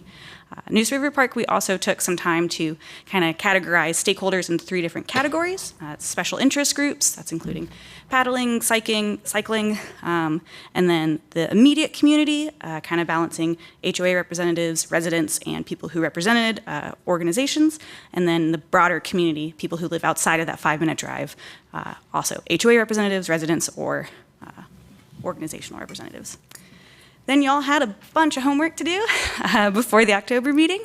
There was 100 applicants for Neuse River Park and 25 applicants for Kyle Drive Park, and I thank you guys so much for all your hard work. And we met in October. Everybody brought back their top 10, and we kind of categorized and spent a few hours debating, came up with those recommended CAGs. So, Neuse River Park, I'll go through first. Can't not include some pretty pictures to kick it off. I wanted to cover the demographics that we've got for the CAG. So we ended up with 16 participants, not including the Parks Board members. And so I'm not going to read all of these, but I did want to say that while we shot for targets for matching citywide demographics, even if we didn't quite reach that with our CAG selections, we know to identify those areas for outreach during the community engagement portion of the master plan process. So, for example, even though we only have 2 members on the board or on the committee who identify with Latinx ethnicity, we will make sure to, in our outreach, cover our bases and target those communities to make sure that we are bringing them to the table, because CAG is just part of the public participation process. Got another slide on demographics, age, education, and length at current address. All this information is also in the situation assessment documents that were attached to the agenda as well, if you want to do a deeper dive. Here are those names. So we have 16 members of the public and then 2 Parks Board representatives. Parks Committee, you guys did receive an email. There was 2 changes to this list since we met last. One person declined their offer and was not replaced, and another person declined their offer and was replaced. I don't exactly know if we're going to talk about that in this presentation or afterwards. I'll just keep going for now, though. And here is just kind of a quick view, a little map showing where exactly those CAG members are. You can see the immediate community balanced with that broader community. We've got everybody from Cary to Lewisburg, and then about half of them are right there. That star is where that park is. And then for Kyle Drive, again, some beautiful pictures of the wetland out there. CAG demographics. Again, we were just a little limited in trying to reach those target demographic goals because of the applicant pool, but I think we did our best effort. I think the Parks Committee did a great job, and again, just kind of knowing that we'll have to beef up our engagement plans to reach certain communities.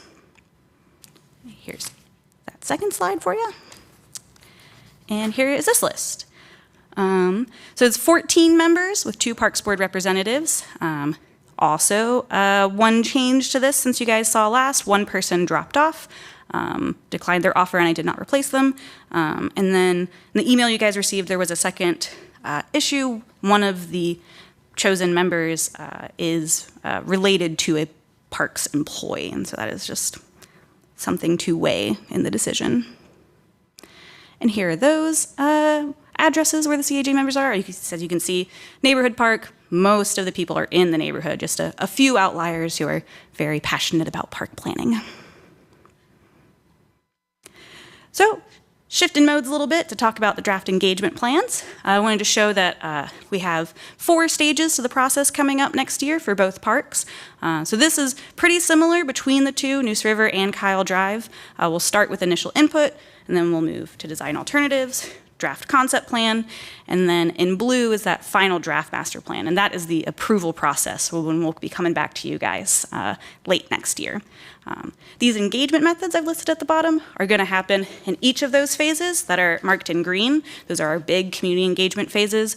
The blue one, the final draft master plan, is still community engagement, but it's much more Parks Board meetings. Won't have online surveys, public workshops, but those will happen for every other phase. And then I also wanted to highlight on this next slide some additional engagement methods that we're going to be doing for Neuse River Park, since it is a citywide destination. And I will dive deeper into those on the next slides. So here's kind of the long timeline, looking at next year, exactly when we're going to be doing those different phases for Neuse River Park. And you can see kind of that repetition of survey, pop-up, public workshop, CAG meeting, and then the additional thing we're doing for Neuse River Park is some focus group meetings. So we'll have those in a few of the engagement phases as well. So we are kicking off master planning tomorrow. Tonight, and then our next phase for design alternatives will be in March. You can see that draft concept plan is a little long here and has a couple of additional CAG meetings, and that's because we're going to make sure to go through a pretty rigorous regulatory review at that time to make sure that we are not planning for anything that we cannot build. Neuse River Park has the river, and we're also looking at the adjacent U.S. Army Corps engineer lease, the land we lease from them, and so we just need to touch some extra bases with some permitting stuff as we move through the process. So here are some communication strategies we're using for Neuse River Park. On this slide I have digital and in-person, and the next slide will be print. I did highlight in green also what we're doing that's like that above and beyond because it's a regional destination. I'm hoping that it picks up well on the screens, but for example, most of our outreach, we usually get into the park's weekly digital newsletter. For Neuse River Park, we're actually going to also get into the Greenways quarterly digital newsletter, et cetera, et cetera. I also have all the specific dates for all the upcoming in-person events too, if you are interested. Here's our print communication strategies. Again, kind of highlighting in green some of those above and beyond measures, but mostly just, yard signs, posters. We sent out mailers to all residents within 1 mile of the park, and then we also have bilingual flyers.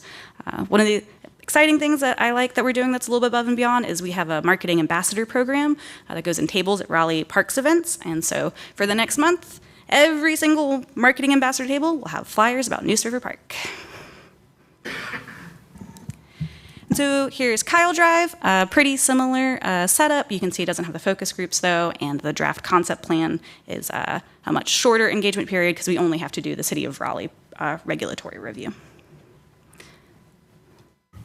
And then again, here's communication strategies, again, digital and in-person on this slide, and then the next slide will be print.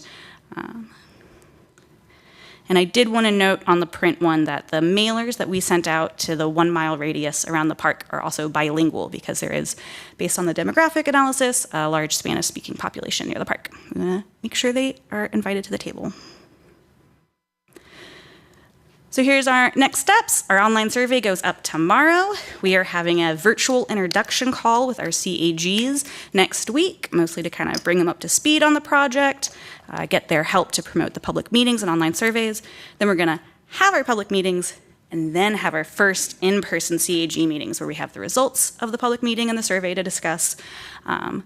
And we can start doing visioning and goals with the CAG We will also, at that point, for the Neuse River Park, be checking in with the CAG about engagement plans for the focus groups. We want to make sure they are at the table to help inform those decisions. My call to action to you guys, it's not just action to approve the situation assessments, but I've got flyers for our public meetings and online surveys.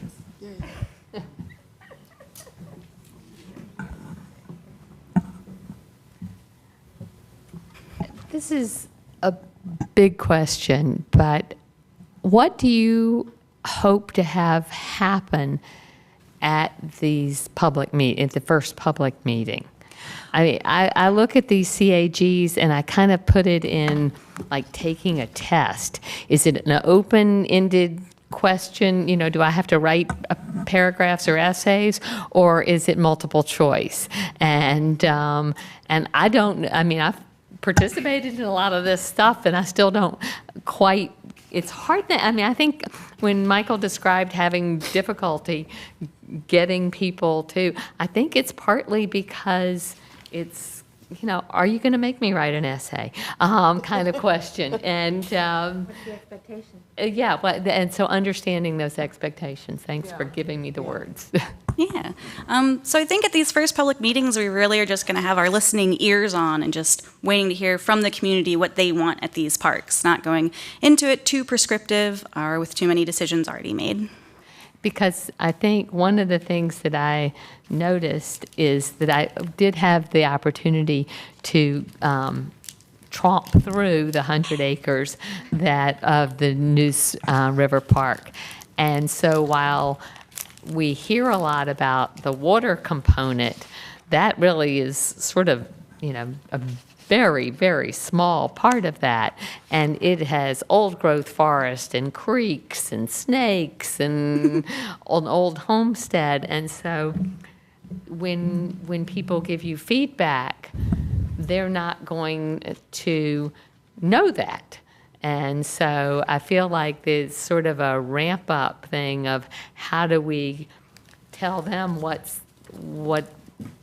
the horizon looks like so that they don't just come with their narrow perspective.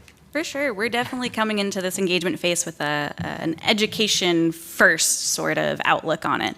Now, a lot of people know that this is, you know, at the very beginning of the Neuse River Greenway Trail or the very beginning of the Neuse River Blueway Trail. And so that's going to be a lot of the part of the outreach too, is being like, hey, did you know this? What would help support you and your family as you come out to enjoy the Greenway? Yeah, you will both have a mountain to climb, I think. I mean, I think it's very challenging, and we'll all do our best to assist you in that process. But it is hopefully by asking questions we can help.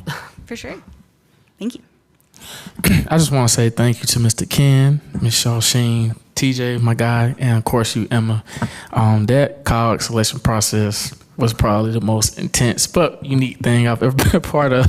I didn't think we was gonna leave that room till about 10 o'clock, but I just love the part and being able to be a part of the luxury to be able, like Ms. Beverly said, you know, walk through that 112 acres and transition from the classroom to the actual field and kind of, you know, grasping the concept of this whole process. So this is like my first time actually being engaged in like a college selection and doing all this. So I enjoyed every aspect of it. And I just want to say thank you, Emma, because you did a phenomenal job leading us through those entire woods.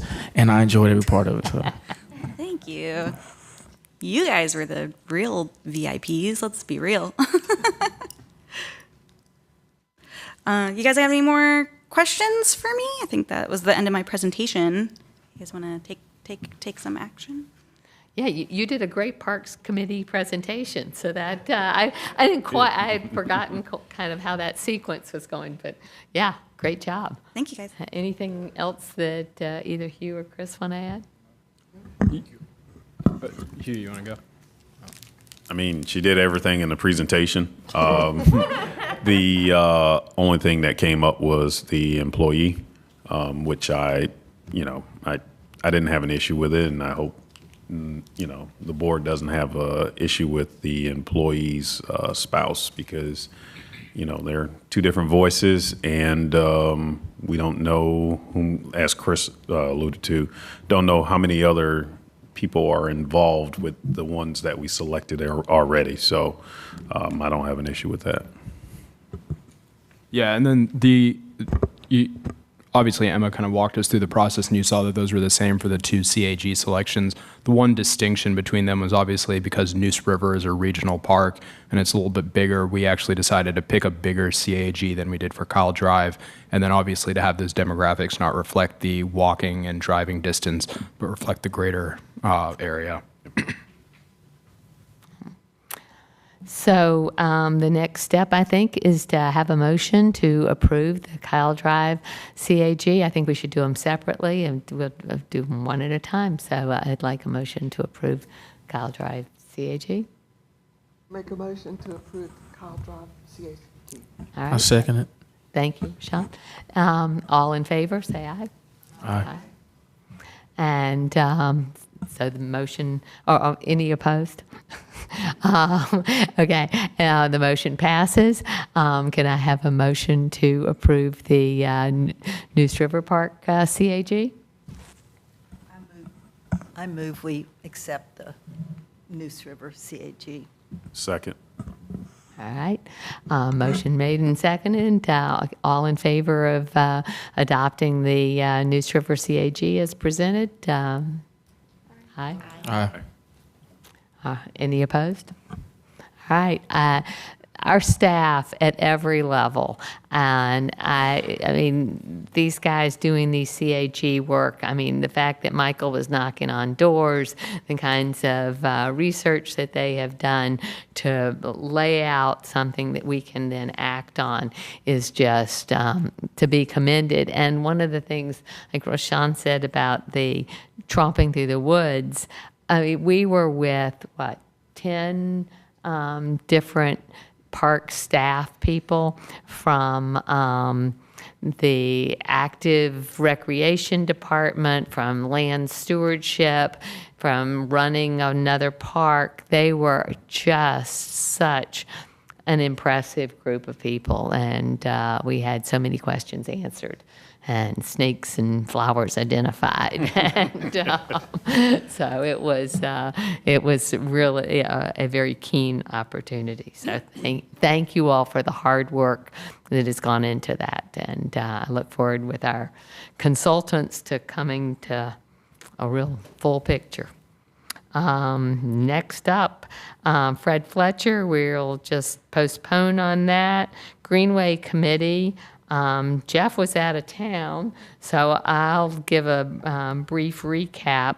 We had a really interesting presentation from the water and sewer from Raleigh Utilities, I guess is what they're called, about most of our greenways are along utility lines. When they do work, it has a big impact on the public's ability to use those greenways. And so they presented a timeline of all their big projects. And the next one on the Neuse River Trail is phase 1 is the Neuse River Trail is closed from Anderson Point up to Milburnie Road, and there is a detour on that. It is a very well-marked detour, and but they are going to be closing the next phase of that up to, Hedingham, and there will not be a detour available there. It just doesn't convert. So those will both be closed starting in another couple of weeks until November of 2024. So that is going to, we will probably hear about that. So anyway, important for everybody here to know. We also got a very interesting presentation from the City Department of Innovation and Strategy, or Strategy and Innovation, I'm not sure which, but they were, Christina Leos presented design thinking, and it was extremely interesting, and so, yeah, different.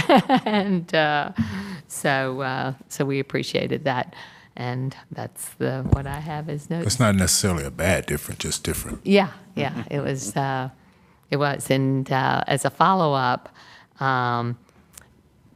Jeff and I each got invited to a small group, and I had no idea what I was going to, and it was just, in my group, it was me and a transportation staff member and a design and innovation, or innovation and strategy, and just asking questions. I felt very heard. It was very exciting. For members of the Greenway Committee, that's a big deal. And Jeff was had a different set of questions. Trail illumination. Trail illumination at night, visibility. Yeah. So mine was on signs. Or actually not so much on signs, but on greenway gaps. They gave me a picture and asked if I could identify it, and I could. Couldn't have planned it better. That's right. So that, and then that's Greenway Committee, so sustainability, wildlife, and urban trees. We had a really wonderful meeting earlier this month, and the presentation you all saw tonight, Zach presented to us, and we had several people from the community join us. Some of them were in the audience and have left. So they were interested enough in the conversation about trees, and that they wanted to come and be here. So I think that says a lot. There's a lot of passion, I think, on the committee about the natural features of our parks and of our city.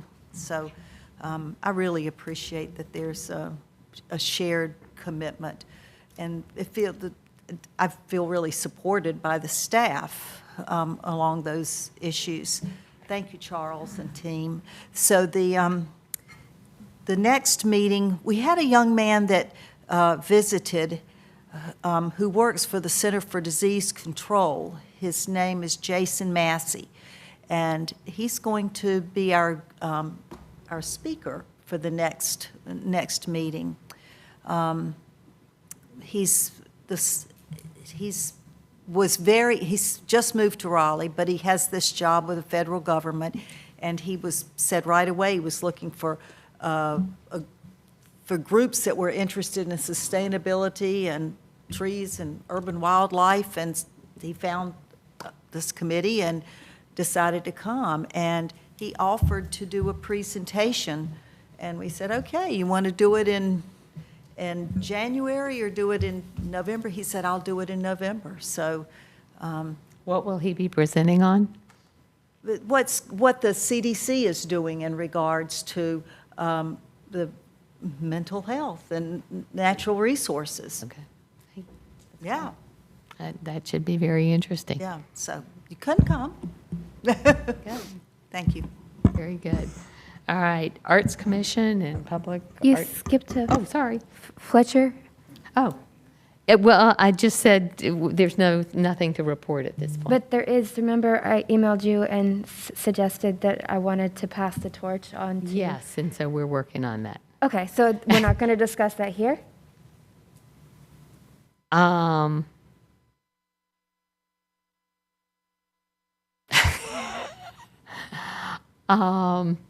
Not tonight, no. Okay. Okay. So, Arts Commission and Public Art and Design Board. No report. All right. BPAC met Monday, and the primary, Bob was there as well. The primary presentation, in fact, really only presentation, was on Vision Zero. And they use a lot of acronyms. I have to say, the Parks Department doesn't use hardly any acronyms compared to the Vision Zero people. It was a lot. Vision Zero is about reducing pedestrian and cyclist deaths on the roads. So that it is all about the importance. One of the key takeaways I learned was how important it is to push the button. Because when you push the button, it's not just the green light that you cross with, but you get extra time on the walk thing, and you get the little guy walking and showing you can go. And if you don't push the button, you don't get those benefits. And it's still a matter of knowing where you are and being aware of where you are. Because as a person who pushed the light and crossed halfway and ended up on the hood of a car who turned into me, you have to be aware, because the woman driving the car didn't see me when she turned left.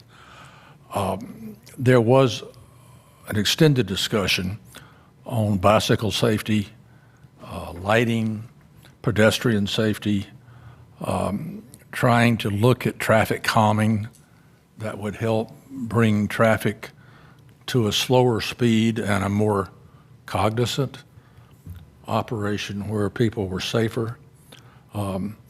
There were comments about obstructions on some of the bike lanes that apparently exist throughout, trying to get trees trimmed to make them safer to operate on. Also, apparently there is parking proposed in some areas that would interfere with the bike lanes, and how to interlace those things so you go in and out. Also knowing that car doors opening have been a problem for bikes. So the Vision Zero program has a number of years to go, a number of steps, a whole lot more money to make it work, but at least they're trying to be observant of what the dangers are and come up with the next steps that might make things a little safer so we lose less people. Also, they recognize that pedestrians doing things that are not so inventive to hurt themselves is good. You don't cross the street in a dark spot at 2 a.m. on a Saturday morning. More street lights, and then frankly some public education probably would help. But if you have any ideas, they would love to hear them. Yeah, the greatest number of pedestrian deaths in the city has been at the intersection of Capitol Boulevard and Calvary Drive. And so one of the things they're doing is to move the transit stop is not aligned with the crosswalk. And so people get off and they cross where they are. So they're moving the transit stop to more closely align with the crosswalk and looking at ways of extending cross times and things like that. The analysis that they're doing is very thorough, but there's, like you say, there's a lot of pedestrian education that goes to. Thank you. Bob, I would like to bring up the topic of bicycles and pedestrians. I know that the lines in the middle of the greenways, while they attracted a bit of criticism and complaint, they're very helpful for me, and I do feel safer as a pedestrian on the greenway now. I have been hit by a bicycle and knocked unconscious and woke up in the hospital. So it's a very relevant topic to me, and that's the end of my request. One thing quickly, if I may. For many years, I ran on the pathways around Washington, D.C., and it was customary to hear the ching, ching, ching, ching, ching, ching so much. And that's an area where you have thousands of bikes and thousands of runners. And I guess maybe we all got trained up there differently, because there didn't seem to be a lot of interference. People knew that when you ran, you stayed to the right-hand side, and when a biker came up behind you, it was ching-ching, and you knew they were there.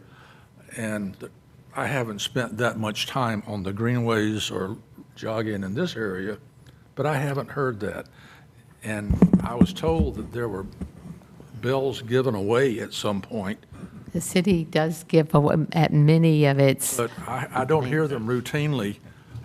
Maybe even our little scooters, our EV scooters, need something like that. I think they have bells on them. This was a bicycle messenger. I looked both ways, and there was a slight uphill grade on the left. And I believe that, and I remember the last thing I saw was the center line. So that was if anything could be done about bicycle messengers, that would be cherry on top. But this is a forum for general concerns, not specific ones. So that's the end of that. Absolutely. Well, no, I think it is a point well to be raised with Vision Zero, that it's the primary danger is cars with pedestrians and cars with cyclists, but it is not to be dismissed danger between any vehicle, anything that is, whether it's a runner or a cyclist that is moving at a different speed than a pedestrian, can cause that kind of impact. Another thing that came to mind listening to the discussion about pedestrians and sidewalks is that we all like sidewalks and want more sidewalks, but people aren't dying on sidewalks. They're dying in the middle of the street, away from the sidewalk.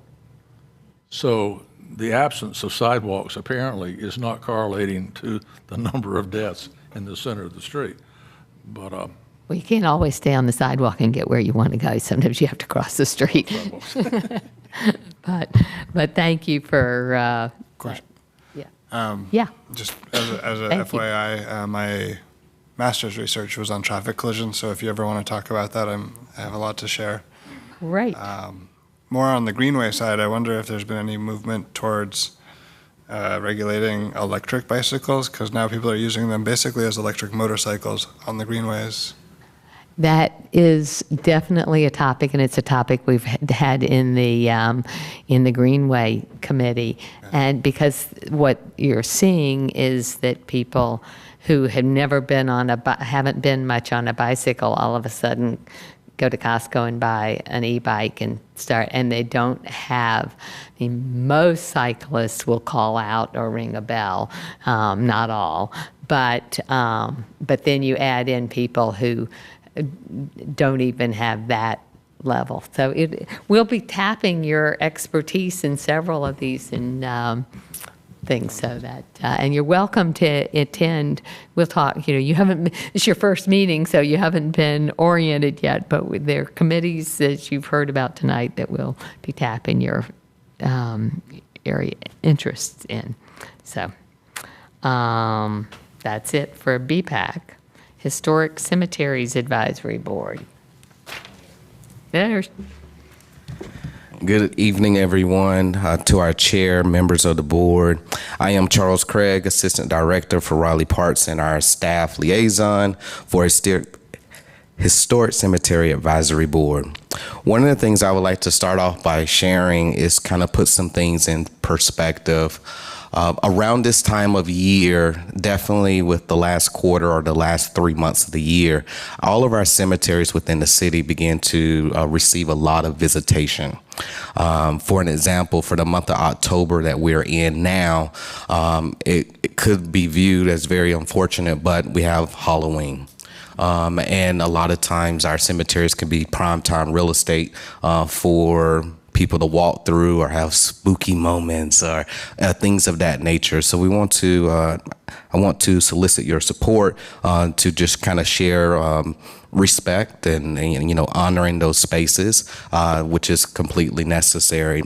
Also, we look at the month of November. We have Veterans Day. We have a lot of increase in viewership with Veterans Day, and we have Thanksgiving. A lot of families come together. A lot of folks come from out of town, and they may want to visit a loved one or something of that nature. And then lastly, with the month of December, once again, is a lot of family coming together, a lot of vacations. People are out of town, off work, etc. So we receive a lot of viewers and a lot of folks that love to come to our spaces. Our staff is committed to keeping our spaces clean, neat, to the best of our ability, and also picking up litter to make sure that we are honoring for everyone that is laid to rest for their final resting place.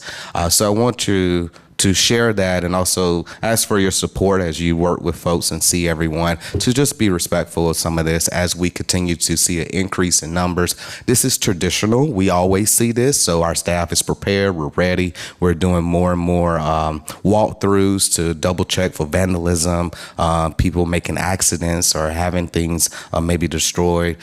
We want to capture that, GIS that, and also have it repaired if necessary, or if we need money to do that, we'll have the justification. I also want to share, for those that are not familiar with our Historic Cemetery Advisory Board, we have two committees. Our two committees is Outreach and Education. I shared with you once before that a part of our work plan is to be more engaged with the community, share education around what we do, who we are, and a way to do that is through outreach. One of the things that we started to work on is marketing material or a banner. So we did order a 24 by 40 inch banner. We hired a professional photographer to come out and take professional grade photos of all of our cemeteries, beautiful photos. And this will go down in our archives as well as history. And part of that will be printing the banner. We did have a banner printed, however, it did not come out the way we was expecting because it was kind of blurry. So we have returned that, and we're going with a new vendor that can produce more of a high quality work that we're looking for. Lastly, I would like to share our next meeting will be on Wednesday, November 15th, at 5:30 p.m. at the Tucker House. All is welcome to join us, and we thank you for your time. Are there any questions? Any questions? Mr. Craig? Well, thank you for being here. Thank you. And thank you for all your staff does. And welcome back and congratulations. Yeah. For anyone who doesn't know, Mr. Craig is a father once again. He has a 3-year-old, and now he has a new baby. Dick's Leadership Committee, I think we had the Dick's Park update, which covered all of those topics. Historic Resources and Museum Advisory Board. No report. Okay. And the Community Engagement Liaison Reports, we don't have any report there from anybody because we haven't liaised. Chair report, one thing I'll report on is I think it was October 14th. We had a invasive species removal day, and Mr. Edgerton and Mr. Johnston and I were representing the senior members, age-wise, of this board, and we got a lot done. We had Councilwoman Patton and Councilwoman Jones with us. We had Mr. Bentley. We had Assistant City Manager Tansy Haywood, and it was a lot of fun, and we really did. We were cutting down privet that was, 4 to 6 inches of sawing, and there were no electric. They did have the battery-operated yard things, but we didn't have any saws that they gave us. We had to use labor, and we were good. So it was a. As far as I know, we came away poison ivy free. I think so. I sprayed my shoes afterwards to be sure. And you saw a trash trout. Oh yeah, we saw the trash trout, and the new assistant director of the Walnut Creek Wetland Center is a rock star. Celia. She gave us an extremely vivid description of history of Walnut Creek and the landfill that had previously been there and the community efforts to make that a wetland center. She did a great job. I've heard history of it before, but she added new details that were invigorating. So that's all I have. Woman camp. Yeah, it was a lot of community effort. I am sure that Dr. Carol Love was very involved in that. So that's my only update. And Giovanna sent out a doodle poll, and if you haven't responded, I bet that she's going to say something. I actually have two things. Today, the invitation for the holiday social went out to everyone. Please make sure you RSVP, send me an email, and that way I'll have you down for attending.